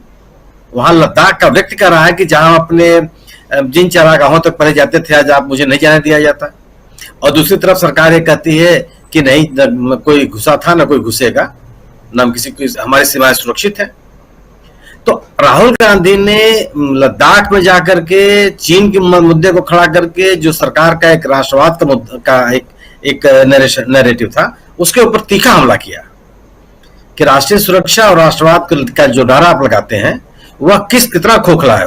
अगर आप अपनी सरहदों को पूरी तरह से मुफीद रखने के में आप विफल रहे हैं, आप उनको पूरी तरह से सुरक्षित रहने में विफल रहे हैं, और आवाम को अपने विश्वास में लेने का प्रयास नहीं किया, तो एक बड़े बड़े नैरेटिव पर उन्होंने हमला किया और देश के सामने सच्चाई रखी। राहुल गांधी ने अनडिवाइडेड जम्मू कश्मीर के इस लद्दाख के इलाके में पहुंच करके जो सरकार यह बताने का प्रयास कर रही थी कि धारा 370 हटाने के बाद पूरे के पूरे इलाके में अमन चैन है, और सरकार के इस निर्णय के साथ उस प्रदेश की पूरी जनता साथ खड़ी है, इस नैरेटिव को भी ध्वस्त किया कि लोग आपकी बात को स्वीकार करने के लिए तैयार नहीं है। लोगों की परेशानियां बहुत हैं और उन परेशानियों के साथ सत्तारूढ़ दल खड़ा होने के लिए तैयार नहीं है, कहीं नहीं खड़ा है। वो लोग अपनी दुश्वारियों के साथ अपने स्तर पर ही निपटने का प्रयास कर रहे हैं। तो यह भी एक सरकार के इस दावे को उन्होंने खारिज किया है कि 370 लागू होने के बाद उस देश लोगों में खुशहाली लौटी है, या लोग तमाम चीजों से वंचित थे और वो आज उनको मिलने लगा। लोगों के साथ एकदम एक पब्लिक कनेक्ट स्थापित करके राहुल गांधी ने उनकी बात को सुना और उन्हीं की बातों को दोहराया। तो एक लोगों की बातों को सामने रखना, पूरी ताकत के साथ सामने रखना। आप इस बात को महसूस कीजिए कि चाहे उनकी जनसभा हो, चाहे लोगों से मिलने का उनका क्रम हो, जिस सामान्य तरीके से और बिना किसी रिजर्वेशन के निश्चल भाव से उस इलाके के लोग राहुल गांधी से बात कर रहे हैं, यह इस बात का प्रमाण है कि विपक्ष के नेता ने लोगों के बीच अपनी किस तरह से विश्वसनीयता कायम की। तो इस लद्दाख की यात्रा ने सरकार के कई नैरेटिव्स को खारिज किया है। दूसरी और राहुल गांधी के जो राजनीतिक प्रयास है, राहुल गांधी तो कहते भी रहे हैं कि ये हमारी भारत जोड़ो यात्रा खत्म नहीं हुई है, और उन्होंने कहा भी कि मैं चूंकि इन इलाकों में पैदल जाना संभव नहीं था, इसलिए मैंने मोटरसाइकिल से यात्रा की, लेकिन इस इलाके में के लोगों से मिलने का मन मेरा बहुत पहले से था। तो जो राजनीतिक मुद्दे खड़े किए थे भारतीय जनता पार्टी ने जम्मू कश्मीर को लेकर के, उन तमाम मुद्दों को राहुल गांधी ने बेनकाब कर दिया जी। और अगर वहां की आम जनता खड़े होकर के अपने स्थानीय सांसद के बारे में विपक्ष के नेता से बात कर रही है, तो यह एक विश्वास की हाइट है। यह मानना पड़ेगा कि राहुल गांधी ने उन लोगों के बीच में किस कदर विश्वास अर्जित किया। जो लोग ये स्वीकार कर रहे हैं कि उन्होंने पिछले चुनाव में भारतीय जनता पार्टी को मतदान किया था और अपने निर्णय से वो संतुष्ट है, उससे उनको निराशा हाथ लगी है, और जो अपेक्षाएं थी वो अपेक्षाएं पूरी नहीं हुई। तो ये तमाम जो जिस तरह के सवाल खड़े किए राहुल गांधी ने, यह सवाल सत्तारूढ़ दल के लिए बहुत लंबे समय तक रिसने वाले घाव बना दिए हैं।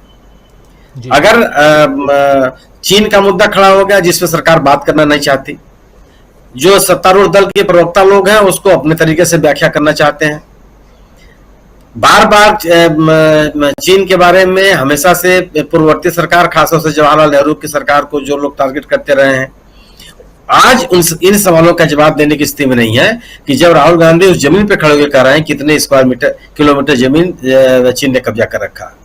आप किसी तरह का नैरेटिव नहीं बना सकते। तो ये जो राष्ट्र की सुरक्षा के नाम पर, राष्ट्रीयता के नाम पर, राष्ट्रवाद के नाम पर लोगों को अपने साथ जोड़ने की जो कोशिश की जा रही थी भारतीय जनता पार्टी के द्वारा, उसमें बहुत बड़ी चोट पहुंचाई है राहुल गांधी ने अपनी इस यात्रा के माध्यम से। इसी तरह से स्थानीय समस्याओं को जो जिस तरीके से उन्होंने उठाया है और लोगों के बीच जाकर के, लोगों के बीच, ये बहुत आवश्यक था। मैं तो इस पहल को निजी तौर पर बहुत उसका प्रशंसक हूं कि उन लोगों के बीच जाकर के अपनी बात कहना और उनकी बात को सुनना, यह एक राजनीतिक जरूरत थी। क्योंकि जब से वहां पे ये धारा 370 खत्म हुआ था और एक राज्य की स्थिति खत्म हुई थी, उस पूरे, हालांकि लद्दाख का इलाका पहले से अलग था, लेकिन लोगों के मन में कई तरह की टीस है। और भारतीय राजनीति के रूप में राहुल गांधी की यात्रा निश्चित रूप से बहुत ही सराहनीय प्रयास है। और उस पूरे इलाके में इस राहुल गांधी की इस राजनीतिक कोशिश से कांग्रेस को बहुत लाभ हो। बने रहिए, चर्चा अभी जारी है। और ये कह सकते हैं आप कि जो जम्मू कश्मीर के स्थानीय राजनीतिक दल हैं, उनके साथ कांग्रेस की एक अच्छी एक संवाद कायम हो उस इलाके के लोगों के साथ। तो यह जो आपका कहना है कि जख्मों को कुरेद दिया है, कुरेदा नहीं है, पूरे घाव को खोल दिया है।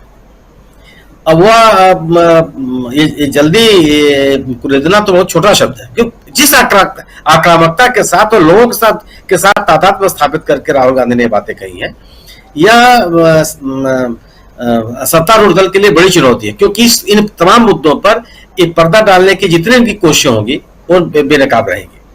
कि देश के सामने और उस इलाके के लोगों के सामने तो पहले से स्पष्ट था, लोग देश के सामने ये तमाम तथ्य सामने आए जिसको सरकार बिल्कुल नहीं चाहती थी कि लोग इसके बारे में कभी चर्चा भी करें। ये जो हम लोग ब्रिक्स की बात कर रहे हैं, ब्रिक्स में तो ये मैं दीपक जी की इस बात से मैं सहमत हूं कि विदेश यात्राओं से लौटने के बाद प्रधानमंत्री अपनी यात्राओं का जो विवरण देश के सामने रखते थे, तो पूरी की पूरी परंपरा ही खत्म हो गई। साथ मैंने लोगों के साथ और राष्ट्रपति से मिलकर के जो विवरण देने की बात होती थी, एक बहुत ही सुदृढ़ परंपरा रही इस देश की। और मजबूत से मजबूत प्रधानमंत्री, लोकप्रिय से लोकप्रिय प्रधानमंत्री राष्ट्रपति के पास जाकर के अपनी पूरी बात कहते थे। यह बात भी खत्म, जो जिसका समर्थन नहीं किया जा सकता। अंतर्राष्ट्रीय पैमाने पर भी इसको अच्छा नहीं माना जाता। मैं इस तरह के बहुराष्ट्रीय सम्मेलनों में, जो अंतर्राष्ट्रीय स्तर के सम्मेलन है, आप लोगों की एक दूसरे से मुलाकात होती रहती है, लेकिन वह मुलाकात राजनयिक रूप से तब तक महत्वपूर्ण नहीं है जब तक दो नेताओं की मुलाकात स्ट्रक्चर्ड न हो, माने पूर्व निर्धारित के साथ न हो। एक टेबल पर बैठ करके चाय पी लेने से, चलते चलते हाथ मिला देने से कुछ हासिल नहीं होता। न आपके मुद्दे हासिल होते हैं, न वह जिस अंतर्राष्ट्रीय मंच पे आप बात कर रहे हैं उस मंच का कोई उद्देश्य पूरा होता है, न द्विपक्षीय हितों की ही साधना होती है, या आपका कोई अगर द्विपक्षीय संबंधों में कोई इशू भी है उसका भी कोई बहुत महत्व नहीं होता। और अगर स्ट्रक्चर्ड बातचीत नहीं होती है तो आप वह उल्लेखनीय भी नहीं होना चाहिए। यह केवल एक ये कि आप एक जगह दो लोग थे और दो लोग एक दूसरे से मिले और एक दूसरे से उन्होंने हाथ मिला लिया। तो यह इस ब्रिक्स की इस बैठक में चीन के साथ चीन का जो रवैया रहा है, क्योंकि कोई स्ट्रक्चर्ड बात होने की बात आई नहीं, चीन की तरफ से नहीं कही गई, और अमूमन अचानक किस तरह की वार्ताएं, स्ट्रक्चर्ड वार्ताएं होती नहीं है।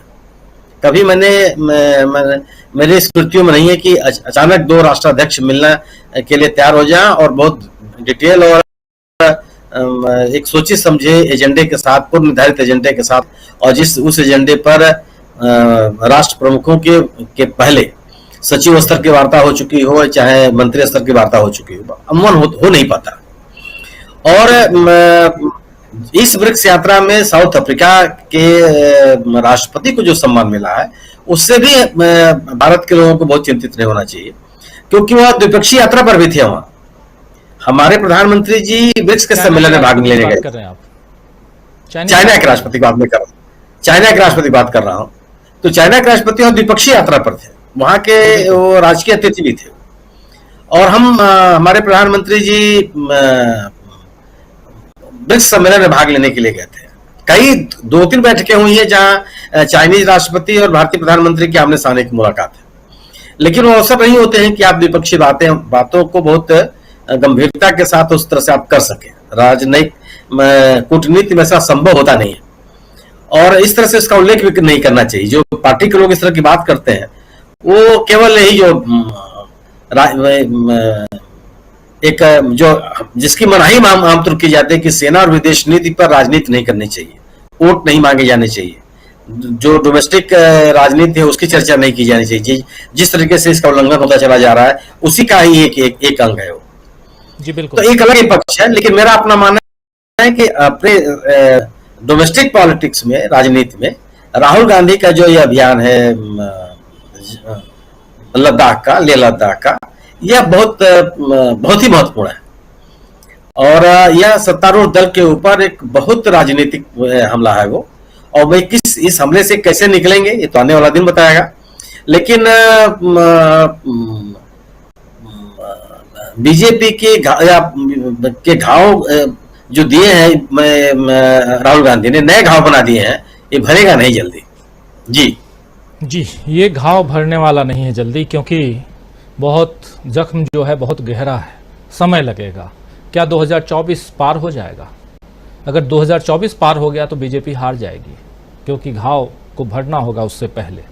तो देखते हैं, अभी समय है, 8 महीने का वक्त है। लेकिन उससे पहले राहुल गांधी ने एक वादा और किया है कारगिल में।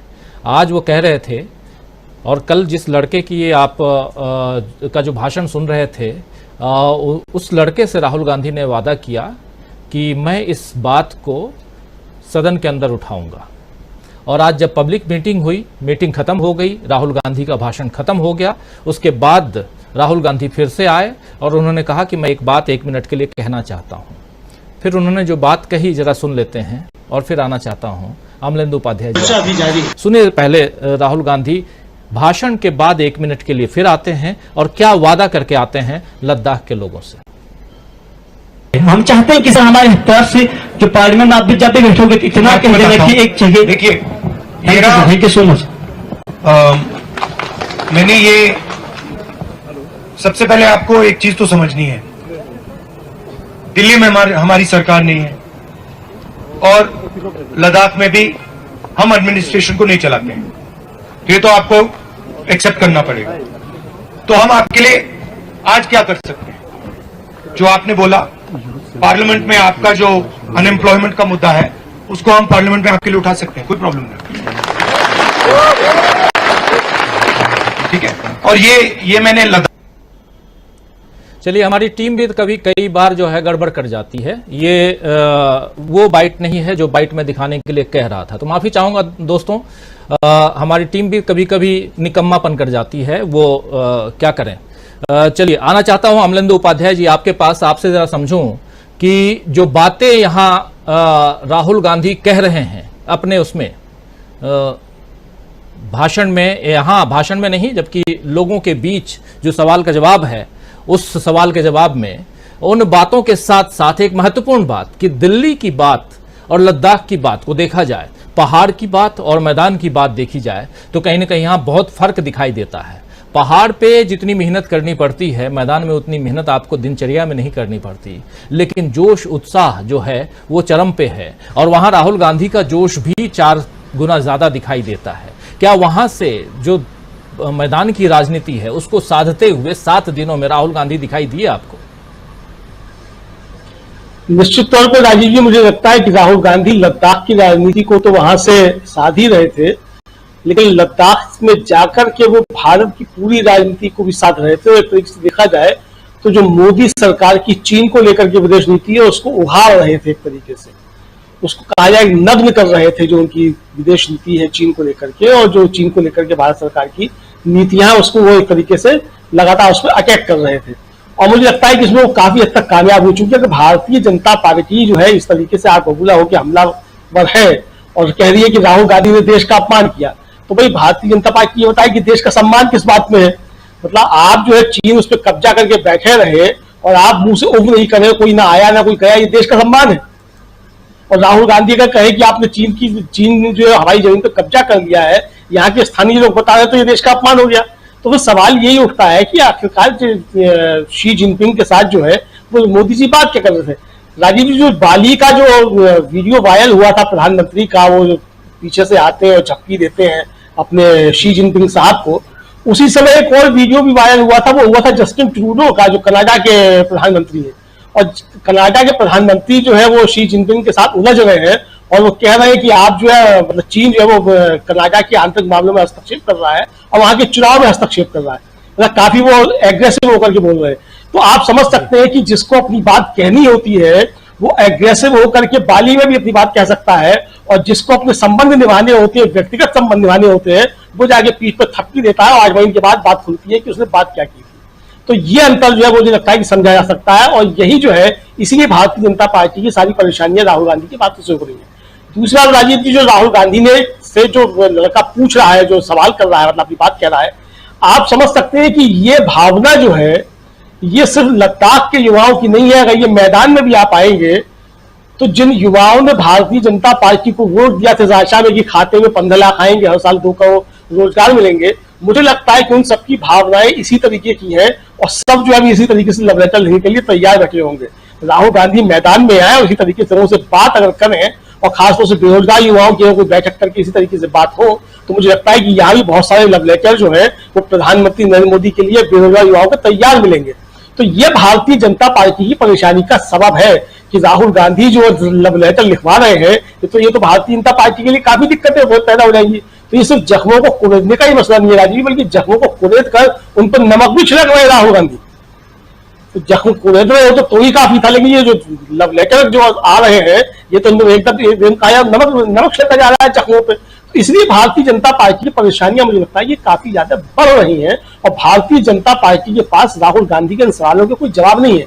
अब प्रधानमंत्री अगर गए हैं चीन में, भाई आपने पहले कहा कि कोई तय नहीं है कि उनके साथ बैठक होगी कि नहीं होगी। हमारे जो विदेश सचिव है क्वात्रा साहब, उनका यही बयान था कि अभी कुछ तय नहीं हुआ है कि उनकी शी जिनपिंग के साथ कोई बातचीत होगी कि नहीं होगी। फिर अचानक से आता है कि नहीं उनकी बातचीत हुई है, थोड़ी सी हुई है, संक्षिप्त बातचीत हुई है। तो आखिर संक्षिप्त बातचीत हुई तो क्या हुई, देश को मालूम होना चाहिए। भाई ऐसे कोई गोपनीय बातचीत तो है नहीं। आप इस देश का प्रतिनिधित्व वहां कर रहे हैं, आप देश के प्रमुख के होने के नाते वहां हैं और दूसरे देश के प्रमुख से अगर आप बात कर रहे हैं, गंभीर मसले अगर दोनों देशों के बीच में है, तो फिर क्या बातें हुई है? अगर ये बात हुई है कि दोनों सेनाएं जो है दोनों देशों की वो पीछे लौटेंगी, तो ये बताया जाए कि भारत की सेना पीछे क्यों लौटेगी, और भारत की सेना अगर पीछे लौटेगी तो कहां से पीछे लौटेगी? तो यानी देश के साथ जो है आप फिर एक छल कर रहे हैं कि भारत की सेना वापस लौटेगी, यानी कि आप जो है एलएसी को छोड़ना जो है वो आप स्वीकार कर रहे हैं। इसका मतलब आप ये बात करके आए चीन के साथ में, या तो आप ये कहिए कि सीधे सीधे चीन से ये बात हुई है कि चीन की सेना जो है वो एलएसी से पीछे हटेगी, जो आगे बढ़ाई है। लेकिन आप तो कह रहे हैं कि आपकी सेना भी पीछे हटेगी, तो हमारी सेना पीछे क्यों हटेगी?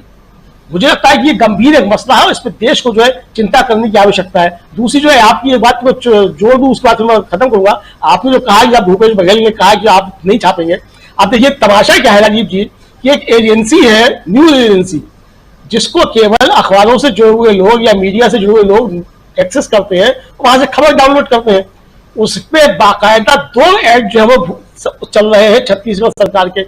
उन ऐड को कौन देख रहा है? आम जनता तो देख नहीं रही है, लेकिन पैसा जा रहा है, छत्तीसगढ़ की सरकार दे रही है। तो भाई जब आप लोग ऐसा कर रहे हैं तो ये मीडिया आपको क्यों आपका जो है वो करेगा, ध्यान रखेगा? तो ये तो उनको सोचने की आवश्यकता है कि किसको आप क्या कर रहे हैं क्या नहीं कर रहे हैं। भाई उनका मसला है, मीडिया से शिकायतें भी आप करेंगे और उसी मीडिया को आप पेट भर भर के आप विज्ञापन भी देंगे, तो ये चीजें चल रही ठीक नहीं है राजीव जी। बिल्कुल बिल्कुल, और ये इस पर खुल के चर्चा होनी भी चाहिए। और मजेदार तथ्य और बता देता हूं अमलेंदु जी, थोड़ा उसमें और आगे बढ़ा देता हूं। उसमें राहुल गांधी की खबर नहीं चलती। वो जिस एजेंसी की बात आप कर रहे हैं, मुझे एक बार फोन करना पड़ा उस एजेंसी के संपादक को कि भाई साहब राहुल गांधी की भारत जोड़ो यात्रा चल रही है, कम से कम कुछ खबर तो उसमें डाल दो, क्योंकि आप न्यूज एजेंसी हो। उसमें राहुल गांधी की खबर नहीं आती, लेकिन राहुल गांधी की पार्टी के भर भर के विज्ञापन उसमें जरूर रहते हैं। और वो जहां जहां अभी सरकार है वहां के विज्ञापन वहां जरूर मिल जाएंगे। नाम नहीं बताऊंगा, लेकिन ये हाल है कांग्रेस पार्टी के मीडिया सेल का। खैर, आप चूंकि कह रहे थे इसलिए आना चाहता हूं प्रोफेसर अखिल स्वामी जी। ये बातें होती रहेंगी और ये बातें इसलिए भी होती रहेंगी क्योंकि कांग्रेस पार्टी और राहुल गांधी 2 अलग अलग, अगर हम देखा जाए तो 2 अलग अलग चीजें यहां दिखाई दे रही हैं। राहुल गांधी की मेहनत आज की तारीख में जिस पर हम चर्चा कर रहे हैं, वो मेहनत जो है वो इधर से उधर ना हो जाए, इसलिए ये बातें यहां हम खोल के रख रहे हैं।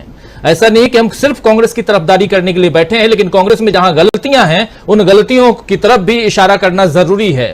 कांग्रेस को लोगों को हो सकता है कि बुरा लग जाए, बुरी बात लग जाए हमारी, लेकिन बात बहुत इंपॉर्टेंट है, क्योंकि आपको ये बातें देखनी समझनी पड़ेंगी कि कौन आपके साथ है, कौन आपके साथ नहीं है, किसका आप भला कर रहे हैं, किसका आप बुरा कर रहे हैं, कि कौन आपका बुरा कर रहा है, रात दिन आपके खिलाफ एजेंडा चला रहा है, लेकिन उसके बाद भी उसके चरणों में अगर आप जाके बैठे रहेंगे तो फिर क्या कहा जाए। लेकिन बात हम लोग दूसरी कर रहे हैं। बात कर रहे हैं राहुल गांधी ने कैसे बीजेपी के जख्मों को कुरेद दिया है। 7 दिन राहुल गांधी लद्दाख में रहते हैं और आज जब पहुंचते हैं कश्मीर, तो कश्मीर की वादियों में भी राहुल गांधी का उसी ढंग से स्वागत होता है जैसा स्वागत अभी लद्दाख में हुआ, या कहें कि अभी से ठीक 6 महीना पहले, 7 महीना पहले जब भारत जोड़ो यात्रा के समापन में राहुल गांधी पहुंचे थे श्रीनगर, वहां पे। राहुल गांधी की राजनीति को जरा समझाइए, और इस राजनीति से क्यों परेशान है, खासकर मोदी जी की इतनी परेशानी क्या है कि बार बार सब निकल के आज प्रेस कॉन्फ्रेंस करनी पड़ी। राहुल गांधी एक बात कहते हैं, प्रेस कॉन्फ्रेंस के लिए लोग आ जाते हैं बीजेपी की तरफ से, और यही बात तो हम यहां कहना चाहते हैं कि बीजेपी ने जो प्रेस कॉन्फ्रेंस की है उस पर चर्चा हो रही है और पूरे खानदान को सामने लाया जा रहा है, लेकिन बात यहां होनी चाहिए ना कि राहुल गांधी ने वहां किया क्या। स्वामी जी देखिए राजीव जी, जो वास्तविकता में मैं जख्म की, देखिए केवल राहुल गांधी जख्म नहीं कर रहे हैं। मुश्किल क्या है, आपने बचपन में भी देखा होगा और जीवन में भी आपने पाया होगा, कुछ लोग हैं जो आपको जख्म देते हैं, कुछ लोग हैं जो जग पे मलहम लगाते हैं। हमेशा जीवन में ये हुआ है। आज मोदी जी के साथ मुश्किल ये हो गई है, बीजेपी के साथ मुश्किल ये हो गई है, जख्म देने वाले हर कोने से आ रहे हैं। केवल राहुल गांधी जख्म नहीं दे रहे हैं, जो बीजेपी के अंदरूनी लोग हैं, गडकरी जैसे लोग जो उनको प्रणाम करने से इनकार करते हैं, उनका प्रणाम का जवाब नहीं देते, जख्म वो भी दे रहे हैं। और एक जो बहुत बड़ा जख्म जिसका मैं जिक्र पिछली बार कर रहा था राजीव जी, पुराने जमाने में आपने सुना था कि राजा की जान जो है तोते के अंदर है। ये G20 के पहले जो अंतरराष्ट्रीय जगत से एक बहुत बड़े आर्थिक अपराध का पर्दाफाश होने वाला है, उसमें उस तोते की गर्दन फंसने वाली है। इसका मतलब यह है जख्म चारों तरफ से आ रहे हैं, और ये जख्म चारों तरफ से इस प्रकार से आ रहे हैं। देखिए, बिल्कुल जो पहले भी आपकी चर्चा मैंने कहा है, इन राजनीतिक लोगों के पैसे उस आर्थिक समूह में लगे हुए हैं, और उस आर्थिक समूह के अंदर पैसा लगा के आर्टिफिशियली शेयर प्राइसेस को बढ़ाकर और फिर निकलकर उस पैसे का चुनाव के अंदर उपयोग होने वाला था। G20 के पहले जिस प्रकार से पर्दाफाश होने वाला है, और अगर जो हम लोग हमेशा से कहते आए, अगर 25-30% शेयर प्राइसेस गिर जाएंगे तो सारा कमाया हुआ पैसा जो नोटबंदी से और जीएसटी से और पीएम केयर फंड से जमा किया गया है वो सारा का सारा डूब जाएगा। दूसरी बात राजीव जी, एक चीज और नोट कीजिएगा, जो लद्दाख के अंदर राहुल गांधी ने बातें की हैं, आपने 3-4 कन्याओं की, महिलाओं की, बेटियों की बात भी सुनी होगी। एक महिला कहती है जो नकाब पहने हुए है कि मैं यंग नहीं हूं, मैंने नकाब पहनी हुई है, मैं तो केवल आपको देखने, मास्क लगा मैं केवल आपको देखने आई हूं। जो मीनू जी हमेशा कहती हैं, ये phenomena, Rahul Gandhi is becoming a phenomena. आज सवाल कांग्रेस का नहीं है, मैं कांग्रेस का समर्थक ना कभी था ना आज हूं, मैं आज की तारीख में I am a great admirer of Rahul Gandhi. Rahul Gandhi एक फिनोमेना है। राहुल गांधी के साथ मैं इसलिए हूं, राहुल गांधी का मैं समर्थन इसलिए करता हूं कि इस समय देश को राहुल गांधी जैसे नेता की आवश्यकता है। आज से 80 साल पहले जैसे महात्मा गांधी की आवश्यकता थी, आज के तारीख में देश को राहुल गांधी की आवश्यकता है।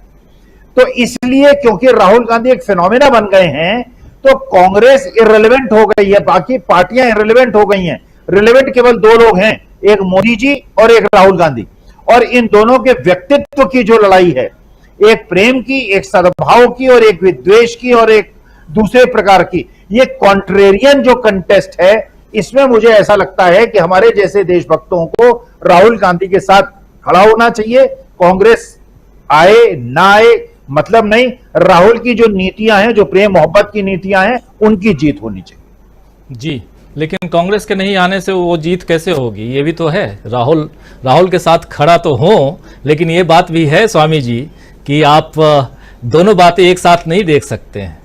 खैर, मीनू जी के पास आना चाहता हूं। जी नहीं, राहुल जीतेंगे। देखिए, राहुल जिताएंगे कांग्रेस को, कांग्रेस राहुल को नहीं जिताएगी। मेरा कहने का मतलब यह है कि ये जो प्रेम मोहब्बत अगर जीतेगा तो इसका बेनिफिशियरी कांग्रेस हो जाएगी, इंडिया उसका बेनिफिशियरी हो जाएगा। लेकिन जो मेन फिनोमेना है वो राहुल गांधी है। आज के तारीख में जिस प्रकार की नेगेटिविटी बीजेपी के लिए एक लायबिलिटी हो गए हैं मोदी जी, उसी प्रकार से इंडिया कंबाइन के लिए एसेट हो गए हैं राहुल गांधी। तो इंडिया जीतेगा राहुल गांधी की वजह से, बीजेपी हारेगी मोदी जी की वजह से। जी, राहुल गांधी की वजह से कांग्रेस इंडिया, और कह भी रहे थे राहुल गांधी कल की इंडिया गठबंधन जो है वो जीतेगा। अगला चुनाव 2024 का चुनाव हम ही जीत रहे हैं, जो कह रहे थे आएंगे तो हम ही। आज तक जो सुनते आए हैं कि आएंगे क्या, आएगा तो मोदी ही, ऐसे ही कुछ डायलॉग है ना मीनू जी, कुछ ऐसे ही चलता है ना, आएगा तो, लेकिन अब वो फीका पड़ने लगा है मीनू जी। जाएंगे तो मोदी ही, अब ये मान लिया जाए जाएंगे तो मोदी ही। जी हाँ जी, प्लीज अपनी बात रखिए। हाँ, देखिए, ये जो राहुल गांधी का जो चल रहा है, जो भी यात्रा चल रही है, या जो जनसंपर्क अभियान कहूंगी मैं इसको, जो चल रहा है, ये एक तरीके का नई नई जो समस्याएं जिनको कि गोदी मीडिया सरफेस पे नहीं लाने देना चाहता, बेरोजगारी है, महंगाई है। जब जो लड़का जो बात कर रहा है वहां पे, जिसने बीजेपी को वोट दिया है, उसका सांसद चुन के भेजा है, वो कितना, मतलब इससे ज्यादा शब्दों में, वो इससे और बड़े शब्दों में पश्चाताप नहीं कर सकता। वो जिन शब्दों में पश्चाताप कर रहा है। और आप पहाड़ के लोगों की बेबसी समझिए। पहाड़ में कोई वहां प्राइवेट वेंचर्स नहीं है, वहां कोई सरकारी ऐसे संस्थान नहीं है जहां पे लोगों को नौकरियां मिल जाएं। एक अग्निवीर हुआ करता था जहां लोग रोजगार की वजह से जाते थे फौज में। देखिए, देशभक्ति कम, रोजगार ज्यादा था उनका कारण। वो इन्होंने 4 साल का कर दिया है खत्म। वो लोगों को वहां से कोई उस तरफ आशा नहीं दिखाई दे रही है। तो आप पहाड़ के जो हैं उनकी बेचैनी समझिए। जो उत्तराखंड है, यहां से पलायन का प्रॉब्लम क्यों है? इसीलिए है क्योंकि वहां कुछ है ही नहीं करने के लिए, खेती भी नहीं है अब तो करने के लिए, क्योंकि जंगली जानवरों का इतना खतरा है। तो ये जो व्यक्ति है, ये जो कह रहा है, ये एक यूथ को रिप्रेजेंट कर रहा है देश के, कि आम यूथ की यही हालत है। अब देखिए, प्रॉब्लम ये है कि जो ये लड़का जहां पे है, वहां उतना जहर अभी फैला हुआ नहीं है हिंदू मुसलमान का, जितना जहर नीचे फैला हुआ है। तो यहाँ के नीचे के यूथ को तो मिला हुआ है काम हिंदू मुसलमान करने का, और नारेबाजी करने का, लिंचिंग करने का, और मस्जिदों के ऊपर झंडा लहराने का, या चर्चेस फूकने का। इनके पास काम नहीं है वो, तो ये बिल्कुल इनको तो वास्तव में काम चाहिए, और यही काम प्लेन के युवा को भी चाहिए, लेकिन वो युवा जो है अंधा हुआ बैठा है नफरत की आग में। तो ये बहुत बड़ा, जिस चीज को कहते हैं कि एक इतना बड़ा डायमेंशन है इस चीज का, कि जो कोई समझना नहीं चाह रहा है। मतलब जो मौजूदा सरकार है, केंद्र का जो निजाम है, वो तो समझना ही नहीं चाह रहा है कि वो, क्योंकि समझने का मतलब होता है कि इसको एड्रेस करना, इस समस्या को, और समस्या को एड्रेस कहां से करेंगे? वो तो कहीं हम रोजगार नहीं दे सकते हमने कभी नौकरियां देने का वादा नहीं किया था। 2 करोड़ नौकरियों का वादा किया था हर साल का, अभी तक तो 18 करोड़ नौकरियां लग जानी चाहिए थी। अब जाके प्रधानमंत्री जी 70,000 नियुक्ति पत्र बांट रहे हैं। वो इतने खाली बैठे रहते हैं कि नियुक्ति पत्र बांटने का भी उनके पास काम है, वो उसमें अपना समय बिता रहे हैं। तो ये चीजें, जो देश का जो बेवकूफ बनाना और जो तरह तरह की ये इवेंट बाजी करना जो इन्होंने आपकी चंद्रयान के टाइम की, आपको दर्शकों को बता दूं मैं, एक नया शगुफा और होने वाला है। बेंगलोर में रोड शो करेंगे वो इसरो की सफलता के 26 तारीख उपलक्ष्य में, और पकाएंगे पब्लिक को। मतलब अभी कम पकाना बाकी रह गया था, थोड़ा कच्चा रह गया पब्लिक। कल ही हो रहा है जी। हाँ जी। तो ये पब्लिक का मतलब पता नहीं क्या चाहते हैं कि क्या करे पब्लिक, तब बंद करेंगे ये करना है, ये सब शोबाजी। मतलब इससे ज्यादा चीपनेस कहूंगी मैं इसको, कि इतना सोफिस्टिकेटेड वो मिशन है। आप कल्पना करिए कि लाखों किलोमीटर दूर चांद है, और वहां पे यहां बैठ के कंट्रोल कर रहे हैं वो उसकी स्पीड को कितनी बढ़ाई जाए, कितनी घटाई जाए, कितना चलेगा, ये क्या फोटो भेजेगा, कैमरास को ऑपरेट कर। मतलब आप उन्हें उसको इतना चीपनेस बना दिया कि सड़क के ऊपर आप उसका, ये कोई क्रिकेट थोड़ी खेल के, मैं ये नहीं कह रही हूँ क्रिकेट का चीपनेस है, लेकिन क्रिकेट के खेल और इसरो में बहुत जमीन आसमान का अंतर है। लेकिन आपने उसको ऐसा बना दिया कि आप उनकी नुमाइश लगाएंगे वैज्ञानिकों की, और खुद की लगाएंगे। वैज्ञानिक तो शायद वो नीचे बेचारे कई कोने में धकेल दिए जाएंगे, ये साहब हाथ ही लाएंगे पब्लिक को। मुझे तो लगता नहीं कि बेंगलोर की पब्लिक आएगी वहां पे लोकल, और आजू बाजू के राज्यों से ले आएंगे बुला के वहां भीड़ लगाने के लिए। तो इन चीजों से जो आप ये रोड शो करेंगे, और ये जो लद्दाख का जो युवा है, कारगिल का है, बने रहिए, चर्चा अभी जारी है। जो युवा वो क्या मैसेज देगा? वो गालियां देगा मोदी जी को कि भाई तुम्हें ये करने की फुर्सत है, हमारी बात सुनने की फुर्सत नहीं है। जितनी देर आप वहां जा रहे हैं, आप यहाँ जाइए, सुनिए उनकी बातें। गए नहीं है मोदी जी जब से इन्होंने 370 एब्रोगेट किया है। डर लगता है, क्योंकि कर तो दिया, यहाँ घर में बैठ के तो कोई भी शेर बन जाए। तो वो, लेकिन देश सारा, आप सारे देश के प्रधानमंत्री हैं। आप खाली नॉर्थ इंडिया या गुजरात के प्रधानमंत्री नहीं हैं, आप लद्दाख के भी प्रधानमंत्री हैं, आप मणिपुर के भी प्रधानमंत्री हैं। ना केवल वहां की शांति व्यवस्था को आपको देखना पड़ेगा, वहां युवाओं की समस्याओं को भी आपको समझना पड़ेगा। लेकिन वो समझने के लिए तैयार नहीं है। पता नहीं क्या सोच के बैठे। अब G20 का तमाशा शुरू हो जाएगा, तैयारी रखिए आप भी। जी राजीव जी बिल्कुल, अब G20 है, लेकिन ठीक है, देश ऐसे चलता रहेगा, देश की राजनीति ऐसे ही आगे बढ़ती रहेगी, और राहुल गांधी बनाम मोदी जो है वो अब बिल्कुल धरातल पर दिखाई दे रहा है। जरा आना चाहता हूं प्रशांत टंडन जी, राहुल वर्सेस मोदी, और बीजेपी अभी तक आई थी कि या मानती रही है कि जहां मोदी के सामने राहुल होते हैं तो राहुल जो है वो, मतलब मोदी जी आसानी से चुनाव जीत जाते हैं। क्या अब ये नैरेटिव चेंज हो रहा है? जी राजीव जी, पहले जरा लद्दाख वाली बात कर लें जी, कि लद्दाख में राहुल गांधी की जो मौजूदगी है वो महत्वपूर्ण क्यों है। अभी सुनील शुक्ला जी कह रहे कि चाइना को अच्छा नहीं लग रहा होगा। बिल्कुल अच्छा नहीं लग रहा होगा। 2009 में तवांग गए थे मनमोहन सिंह, और चाइना ने कितनी बुरी तरीके से उस पर रिएक्ट किया था। तवांग जो अरुणाचल प्रदेश में है, चाइना उस पर अपना क्लेम करता है। तो राहुल गांधी का लद्दाख जाना 3-4 वजहों से बहुत इंपॉर्टेंट है और भारत की एकता अखंडता के लिए और लोकतंत्र के लिए बहुत आवश्यक है। बीजेपी को इसको स्वागत करना चाहिए था और मीडिया को इसको दिखाना चाहिए था। मीडिया एक गलती कर रहा है। अगर जो मीडिया नहीं दिखा रहा है वो देश के साथ जो है वो उसका जो रोल होना चाहिए एक सकारात्मक, वो रोल नहीं है। क्यों नहीं है? देखिए, लद्दाख में हमारे देश का एक हिस्सा है जिसका हाल फिलहाल थोड़े साल पहले विधानसभा में अब कोई रिप्रेजेंटेशन नहीं रह गया है। वहां के लोग दुखी हैं, उनका लोकतांत्रिक हक छीना गया है। दूसरी बात, चाइना उस पे जो है कब्जा अपना, तमाम एरियाज पे चाइना अपना कब्जा दिखा रहा है। विपक्ष के नेता का वहां जाना पूरी दुनिया की बिरादरी को एक संदेश देता है, चाइना को संदेश देता है कि भारत के विपक्ष का नेता वहां पे जाके बोल रहा है चाइना के खिलाफ, जो उसको चाइना क्लेम कर रहा है, जिसके लिए 19 राउंड बात हो चुकी है। तो चाइना में उस लद्दाख में राहुल गांधी का जाना भारत के लिए अच्छा है और ये इस मीडिया को समझना चाहिए।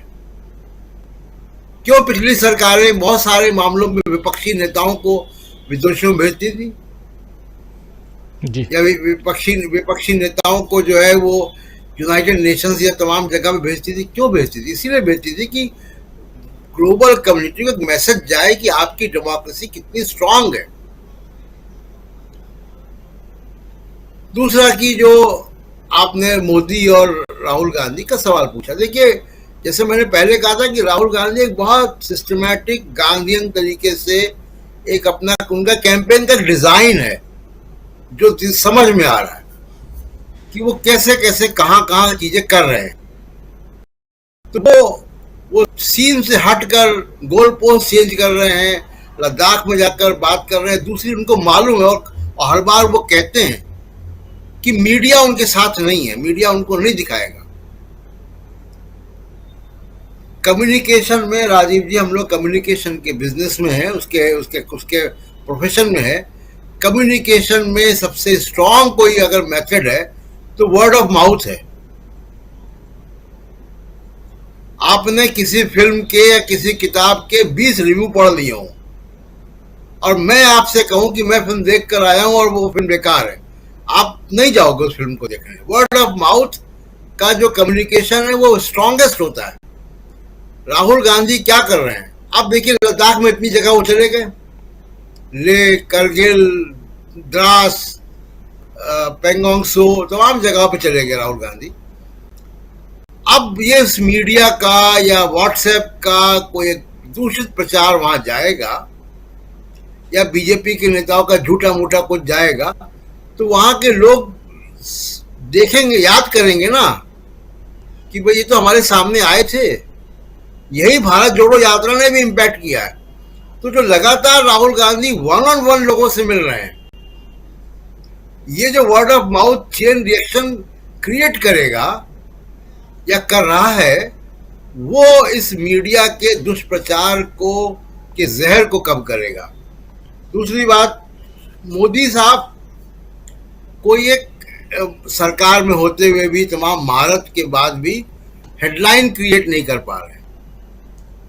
आप देखिए कि चंद्रयान पे भी उनकी तस्वीर आ गई एंड मौके पर, उसकी बहुत आलोचना हुई, लोगों को अच्छा नहीं लगा। तो अब वो कल जा रहे हैं बेंगलोर, इसरो के मुख्यालय में उनको वैज्ञानिकों को बधाई देने।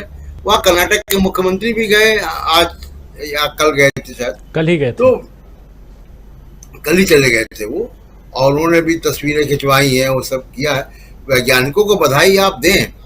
मोदी साहब के साथ क्या हो रहा है कि वो एक नैरेटिव जो सेट करने की बात होती थी जी। आप लाल किले की स्पीच सुनिए, आप पार्लियामेंट की स्पीच सुनिए, वो फोकस उनका कहीं बिगड़ गया है और छोटी छोटी बातें जो वो आ रही हैं वो उनके विपरीत जा रही हैं।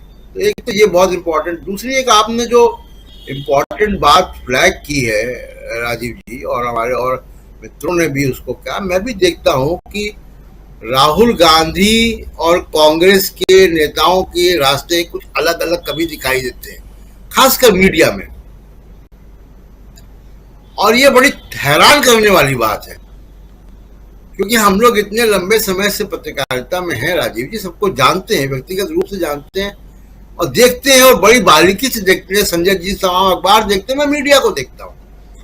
मैं देख रहा हूं कि जो लोग, जो पत्रकार कांग्रेस का और राहुल गांधी का कॉलम लिखकर मजाक उड़ाते हैं,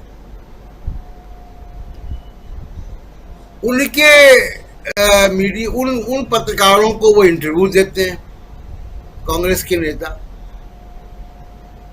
और उसके 18,000 20,000 व्यूज आते हैं, जो किसी नए नवेले यूट्यूबर के भी आते होंगे शायद उससे ज्यादा।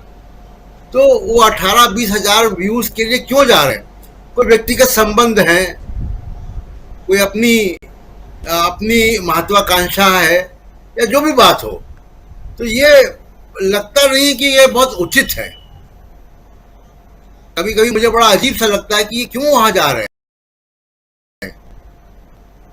तो अलग अलग दिखाई देते हैं, इस पर विचार करना चाहिए पार्टी को, और राहुल गांधी को भी सोचना चाहिए इस बारे में कि ये लोग वहां क्यों जाते हैं। और वो खुले हम उनका सोशल मीडिया देखिए, जिनके यहाँ इंटरव्यू देते हैं ये लोग, उनके कॉलम्स आप पढ़िए, और उसके बाद आप देखिए कि वहां पे 12,000 13,000 व्यूज के लिए ये वहां जाके इंटरव्यूज देते हैं। राजीव जी जी बिल्कुल, ये एक गंभीर सवाल है। इस सवाल का जवाब ढूंढने की कोशिश हमें आपको नहीं, बल्कि ये सवाल का जवाब ढूंढने की कोशिश कांग्रेस को खुद को करना चाहिए। और बिल्कुल कई बार राहुल गांधी की राह और कांग्रेस पार्टी की राह दोनों अलग अलग दिखाई देती है। क्या कांग्रेस पार्टी राहुल गांधी के साथ खुलकर नहीं है? एक बड़ा सवाल है, और ये हो सकता है कि आप लोगों को बहुत अजीब लगे कि हम लोग क्या बात कर रहे हैं, और बिल्कुल सही बात कर रहा हूं दोस्तों। कांग्रेस के बड़े नेताओं के साथ बैठिए और थोड़ी देर आप उनके साथ उनके अपने बन करके बात कीजिए, तो फिर देखिए कि क्या बातें होती हैं गांधी परिवार के बारे में, राहुल गांधी के बारे में। निगेटिव खबरें बताने लगेंगे, ये गलत है, ये बिल्कुल गलत है। और एक बार ये इसी मंच पे ये बात हमारे साथी शकील अख्तर जी बता चुके हैं। नाम लेने तब भी मैं मना करता था, आज भी नाम लेने से मैं बचने की कोशिश करता हूं। मैं नहीं चाहता हूं कि किसी के नाम को एक्सपोज किया जाए इस बड़े मंच से, लेकिन इतना जरूर है कि इस बात को कांग्रेस के लोगों को समझना चाहिए कि आज राहुल गांधी जो काम कर रहे हैं वो काम वो खुद के लिए नहीं बल्कि देश हित में कर रहे हैं। और देश का एक बहुत बड़ा तबका है, 2019 के चुनाव में भी 12 करोड़ लोगों ने कांग्रेस पार्टी को वोट दिया था। 12 करोड़ कम नहीं होता।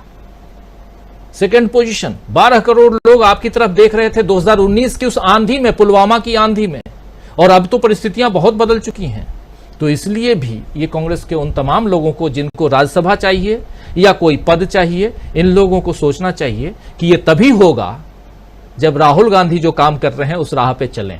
खैर, आना चाहता हूं सुनील शुक्ला जी के पास में, और फिर क्लोजिंग के लिए आऊंगा संजय जी आपके पास। सुनील जी, बातें बहुत कुछ हम लोग कर रहे हैं, इतना लंबा अनुभव आपका भी है और इतनी विदेश यात्राओं में जा चुके हैं, पिछले प्रधानमंत्रियों के और राष्ट्रपतियों के, सब कुछ आपने देखा है, देश नीति विदेश नीति सब कुछ देखते रहे हैं। और उस हिसाब से भी अभी आज की तारीख में, जल्दी जल्दी अब क्लोजिंग की ओर ही बढ़ते हैं।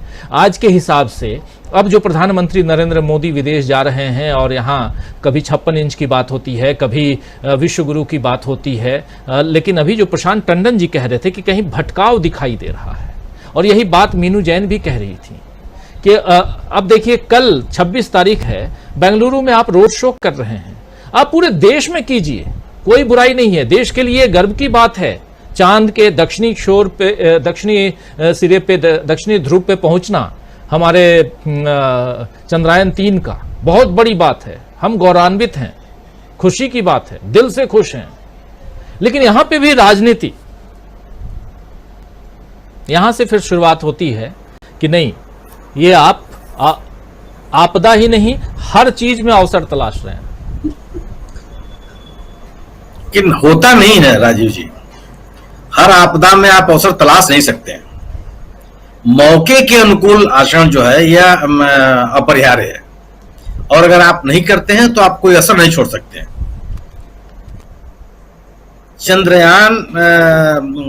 चंद्रयान तृतीय की सफलता के बाद रोड शो का कोई मतलब नहीं है। अगर आप विक्रम साराभाई के परिवार के लोगों की तारीफ कर दें, उनको सम्मानित कर दें, इस अभियान से जुड़े हुए उन लोगों की प्रतिष्ठा बढ़ा दें जो इस पूरे अभियान को पूरी ताकत दिए हुए हैं, तो साथ ज्यादा असर करेगा। वो देश के लोग भी इसको महसूस करेंगे। आप ये सत्तारूढ़ दल ये बात करने के लिए तैयार नहीं है कि जो लैंडर है इसका नाम विक्रम क्यों है और विक्रम कौन थे, उल्लेख तक नहीं करना चाहते। आप अपने आप खुद छोटा कर लेते हैं। सबसे बड़ी चीज ये होती है कि अवसर किस बात का है और उस अवसर के अनुकूल आप व्यवहार करें। आप अगर आप विदेश के मैंने मुझे याद है हम शर्मल शेख में हम लोग थे और नाम का समिट चल रहा था, और एक संवाददाता, मैं नाम उनका नहीं लेना चाहता हूं, उस प्रेस कॉन्फ्रेंस में डोमेस्टिक इश्यूज पे कोई सवाल पूछ दिया प्राइम मिनिस्टर ने। मनमोहन सिंह जैसा शरीफ प्राइम मिनिस्टर जो कि बहुत रिएक्ट नहीं करते थे, उन्होंने बहुत ही फर्मली ये बात कही कि फॉरेन सॉइल पर हम देश की बात, अपने घरेलू बात करने के लिए नहीं आए। आप निरपेक्ष आंदोलन से संबंधित कोई सवाल मुझसे पूछिए। मतलब और वो मैंने उनकी दृढ़ता मुझे अभी मैं याद करता हूं, तो लोग कहते हैं कि मनमोहन सिंह ये बात, मनमोहन सिंह वो बात। सवाल है कहीं भी अंतर्राष्ट्रीय मंच पर हम अपने अंदरूनी राजनीति की बात नहीं करते हैं, न तो मंचों पर, न विदेशी दौरों पर, न विदेशी किसी सही कार्यक्रमों में।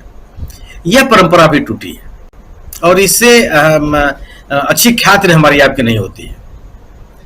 जिस तरीके से ये चुनाव में भी कहा जा रहा था कि विदेश नीति और सेना के गतिविधियों पर हमको अपने राजनीतिक हित नहीं साधने चाहिए, ये परंपरा भी टूट गई। तो बहुत कुछ अवमूल्यन हो गया है। राहुल गांधी की बात इसलिए महत्वपूर्ण हो गई है कि जिस राहुल गांधी को यह भारतीय जनता पार्टी सत्तारूढ़ दल के लोग चीन का एजेंडा चलाने का आरोप लगाते रहे हैं, चीन के नेताओं से मिलकर के उनके अनुकूल राजनीति करने का आरोप लगाते रहे हैं, उस राहुल गांधी ने लेह में खड़े होकर के और चीन पे हमला बोला। चीन के जो घुसपैठ की प्रवृत्तियां हैं, घटनाएं हैं, उस पे हमला बोला। ये सत्तारूढ़ दल किस ताकत के साथ काउंटर कर सकता है राहुल गांधी को? चीन के मुद्दे को उठाने वाले जिस किसी भी राजनीतिक दल ने या जिस किसी व्यक्ति ने या जिस किसी संगठन ने कोशिश की, सत्तारूढ़ दल के लोगों ने बड़े सुनियोजित तरीके से उसको अविश्वसनीय बनाने का प्रयास किया। ऐसे माहौल में राहुल गांधी ने चीन के सवाल को उठाया और देश के सामने रख दिया, और इस जो सवाल पैदा किया राहुल गांधी, उसका जवाब किसी के पास नहीं है। और राहुल गांधी ये नहीं कह रहे हैं कि मैं इस बात को कर रहा हूं, कह रहे हैं कि वहां के लोग कह रहे हैं, जो कह रहे हैं कि उन चारागाहों तक हम जा नहीं पाते हैं और चीनी सैनिक हमको आने नहीं देना चाहते। बात ये इसलिए बहुत महत्वपूर्ण हो गई। और जब प्रधानमंत्री जी की बात को आप ध्यान देते हैं कि साहब न कोई आया था न कोई गया था, इसलिए और जिस संवाद की शैली में राहुल गांधी ने वहां के स्थानीय लोगों से बातचीत की है, यह बताता है कि इस नेता के प्रति स्थानीय लोगों के मन में विश्वास किस कदर जगह है। यह कोई ऐसा इलाका तो नहीं ना कि जहां पे कांग्रेस के लोग नियमित कार्यक्रम चला रहे हैं। वहां तो मुझे नहीं याद ध्यान है कि वहां उनका संगठन भी होगा कि नहीं होगा। वहां नेशनल कॉन्फ्रेंस का संगठन हो सकता है, पीडीपी के संगठन हो सकता है गुलाम नबी आजाद ने भी अपना कोई संगठन बना लिया हो या अन्य लोग सब संगठन बना लिए हो। मुझे नहीं लगता कि उस तरह का कोई संगठन भी उस इलाके में होगा। बावजूद इसके इस विपक्ष के नेता के साथ लोगों ने जिस आत्मीयता के साथ बात की, यह एक राजनीतिक संदेश है कि सुदूर इलाके में, सुदूर तटवर्ती इलाके में राहुल गांधी ने अपनी राजनीतिक गतिविधियों से एक विश्वास कायम किया। बिल्कुल। और जिस तरह की राजनीति राहुल, देखिए आप जो बात उठा रहे हैं कांग्रेस के लोगों में ना, कांग्रेस के साथ है क्या कि कांग्रेस के लोग तो पैरासाइट है, इन्हीं के बूते इनको राजनीति करनी है। जब इनको लगता है कि चुनाव जीतना है या चुनाव हारना है, और जब इनको लगता है कि हमें कुछ नहीं मिल रहा है, तो इस तरह की निराधार बातें करते हैं और अब एक अलग तरह की राजनीति करने का प्रयास करते हैं। हालांकि राहुल गांधी ने हमेशा अपने आप को उसके साथ असहमत रखा है। अब अगर आप देखिए, जैसे मध्य प्रदेश को ही आप देख लीजिए ना, धीरेन्द्र शास्त्री का आयोजन आपको कराने की क्या जरूरत थी वहां छिंदवाड़ा में? क्यों आप ले जा रहे हैं? क्या पूरे इसमें कोई तो राय नहीं है कि मध्य प्रदेश एक ऐसा इलाका है जहां पे एक धार्मिकता लोग मानते हैं उसको, लेकिन सांप्रदायिक थोड़े हैं वो। और कल आपने धीरेन्द्र शास्त्री की बैठक कराई, आज पहुंच गए मुख्यमंत्री जी कि हम वहां हनुमान नगर बसाएंगे, हनुमान जी यहाँ ऐसे थे, हनुमान जी वहां ऐसे थे, और एक लंबा चौड़ा प्रोग्राम उन्होंने शुरू कर दिया। राहुल गांधी इस तरह की गतिविधियों में शामिल नहीं होते, और यही वजह है कि समाज के सभी वर्गों का लोग, सभी वर्गों के लोग एक आशा के साथ राहुल गांधी की तरफ देखते हैं। न तो आप सांप्रदायिक राजनीति करते हैं, न तो स्थानीय को इस तरह के लोगों के समस्याओं के साथ जुड़ने की कोशिश करते हैं। और राहुल गांधी ने अपने आप को सत्ता की राजनीति से भी अलग रखा, साफ साफ कहा कि मुझे प्रधानमंत्री नहीं बनना है, मैं रहूं चाहे न रहूं। यह बात कांग्रेस के लोग सुनने के लिए तैयार नहीं होते, और इसलिए वो कई बार इस तरह के बयानों दे देते हैं जो न तो पार्टी के हित में और न ही राहुल गांधी के हित में। मेरा अपना मानना यह है कि जिस तरह की राजनीतिक ऊंचाई राहुल गांधी ने हासिल की है अपने हाल के राजनीतिक गतिविधियों से, और जिस तरह के सवाल सत्तारूढ़ दल के सामने खड़े किए हैं, यह दिन प्रतिदिन गंभीर होते चले जाएंगे। जी बिल्कुल बिल्कुल सही कह रहे हैं। और कांग्रेस के लोग कैसे राहुल गांधी को ही कई जगह पे परेशान करते हैं, उसका एक उदाहरण और देकर के क्लोजिंग कमेंट के लिए आता हूं। राहुल गांधी पोल खोलते हैं अडानी के, और अडानी के मामले पर जैसे ही बात आती है तो मीडिया के लोग पूछते हैं कि इसी अडानी को तो आपने छत्तीसगढ़ में जगह दी है ना, इसी अडानी के साथ आपने कॉन्ट्रैक्ट किया ना राजस्थान में। यहां राहुल गांधी फिर चुप हो जाते हैं। ये जो चीजें हैं ये समझने की जरूरत है, क्योंकि बात अब खुल के राहुल गांधी को भी करनी पड़ेगी कि जो कह रहा हूं उस मसले को आगे मत बढ़ाओ। धीरेन्द्र शास्त्री की आप बात कर रहे हैं, बागेश्वर महाराज और क्या क्या बाबा क्या क्या कहा जाता है, और बिल्कुल सही है, नतमस्तक ऐसे हुए आपने देखा होगा। कमलनाथ जी के बेटे साहब सांसद हैं, कैसे नतमस्तक थे। तो ये क्या है, ये कांग्रेस के लोगों को आने वाले समय में जवाब देना होगा। राहुल गांधी जिस राह पे चल रहे हैं उस राह को खुद भी चुनना होगा। G23 जो था वो एक धीरे धीरे एक एक्सपोज्ड लोग थे। G23 ऐसे 200 से ज्यादा या हो सकता है 2000 से ज्यादा होंगे। 23 तो एक्सपोज्ड लोग थे, और इसीलिए राहुल गांधी ने कहा था कि जिनको बाहर जाना है चले जाओ। तो ये राहुल गांधी की राजनीति है, और राहुल गांधी की राजनीति में अगर अडानी जो हैं वो उस राजनीति में उस हिस्से में है जहां वो अडानी और मोदी के रिश्ते को ओपन करते हैं, पूछते हैं राहुल गांधी की 2000 करोड़ कहां है, तो ये भूपेश बघेल को सोचना पड़ेगा कि मुझे अडानी के साथ कॉन्ट्रैक्ट करना है या नहीं करना है। और इस चुनाव में बहुत दिक्कत होने वाली है भूपेश बघेल को, ये मैं बता दूं दोस्तों, क्योंकि अडानी के साथ कॉन्ट्रैक्ट और वो जो एरिया है उस एरिया में आदिवासियों का एरिया है, और वो आज भी प्रोटेस्ट कर रहे हैं। ये दिक्कत होने वाली है उस एरिया में। तो इसलिए, लेकिन राहुल गांधी के नक्शे कदम पे चलते अगर भूपेश बघेल तो ये दिक्कत नहीं आती। तो इसलिए भी खैर, क्लोजिंग कमेंट संजय कुमार सिंह साहब। तो वो यही है असल में, इमरजेंसी में था, कहा गया था ना कि लोगों को झुकने के लिए कहा गया तो रेंगने लगे। तो हाल वही है, असल में ज्यादातर लोग वैसे ही हैं। नरेंद्र मोदी के आगे बोलने की किसी की हिम्मत नहीं है। और अभी आपने सुना कि सांसद को शिकायत दी गई तो प्रेम पत्र लिखना ही बाकी है, और उन्होंने कुछ नहीं किया या कुछ नहीं कर पाए। तो वहां तो वैसे वो है सांसद, और यहां सांसद ऐसे हैं जो अगर बोलने की छूट दी जाती है तो कुछ भी बोले कुछ नहीं करे।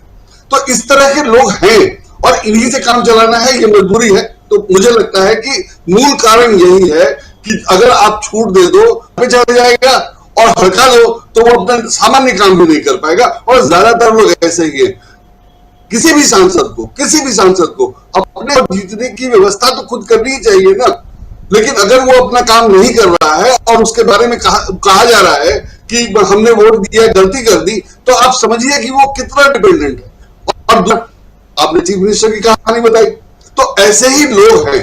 अब इसमें क्या किया जा सकता है? सबको तुरंत फायदा चाहिए, और जिस दिन फायदा मिलने का, जब फायदा नजर आएगा तो उधर चले जाएंगे, जब फायदा मिलेगा तो इधर चले। तो अगर किसी को इस मतलब इतना कोई ढीला है, कोई आधार नहीं है, कोई विचार नहीं है, कोई निष्ठा नहीं है, तो अब ऐसे लोगों के साथ क्या किया जा सकता है। लेकिन ये देखना पड़ेगा कि राहुल गांधी इतने लोगों में अकेले थे और तभी वो यहां तक पहुंचे हैं या ये सब कर पाए। तो इसका फायदा है, ये अगर लोग नहीं समझेंगे तो इसी तरह से होता रहेगा। ऐसा नहीं है कि राहुल गांधी को साथ देने वाले लोग नहीं मिलेंगे, और राहुल गांधी को साथ देने वाले लोग मिलेंगे और राहुल गांधी आगे निकलेंगे। तो एक तरह से वो अपनी जगह सही है और हमें उसकी चिंता करनी भी चाहिए। लेकिन जो हो रहा है वो इसीलिए ज्यादातर लोग ऐसे ही है, अभी तक ऐसे ही थे। अब शायद कुछ अच्छे लोग आए, कुछ मजबूत लोग आए तो ठीक हो जाए, तो वो देखे क्या होता है। बिल्कुल बिल्कुल संजय जी। और हम दोस्तों एक बात यहाँ एक जरूर रखना चाहूंगा कि यहाँ हम ना कांग्रेस की पोल खोलने बैठे हैं, ना बीजेपी की पोल खोलने बैठे हैं। जो सच्चाई है वो आप तक रखते हैं। और एक बहुत महत्वपूर्ण बात यहाँ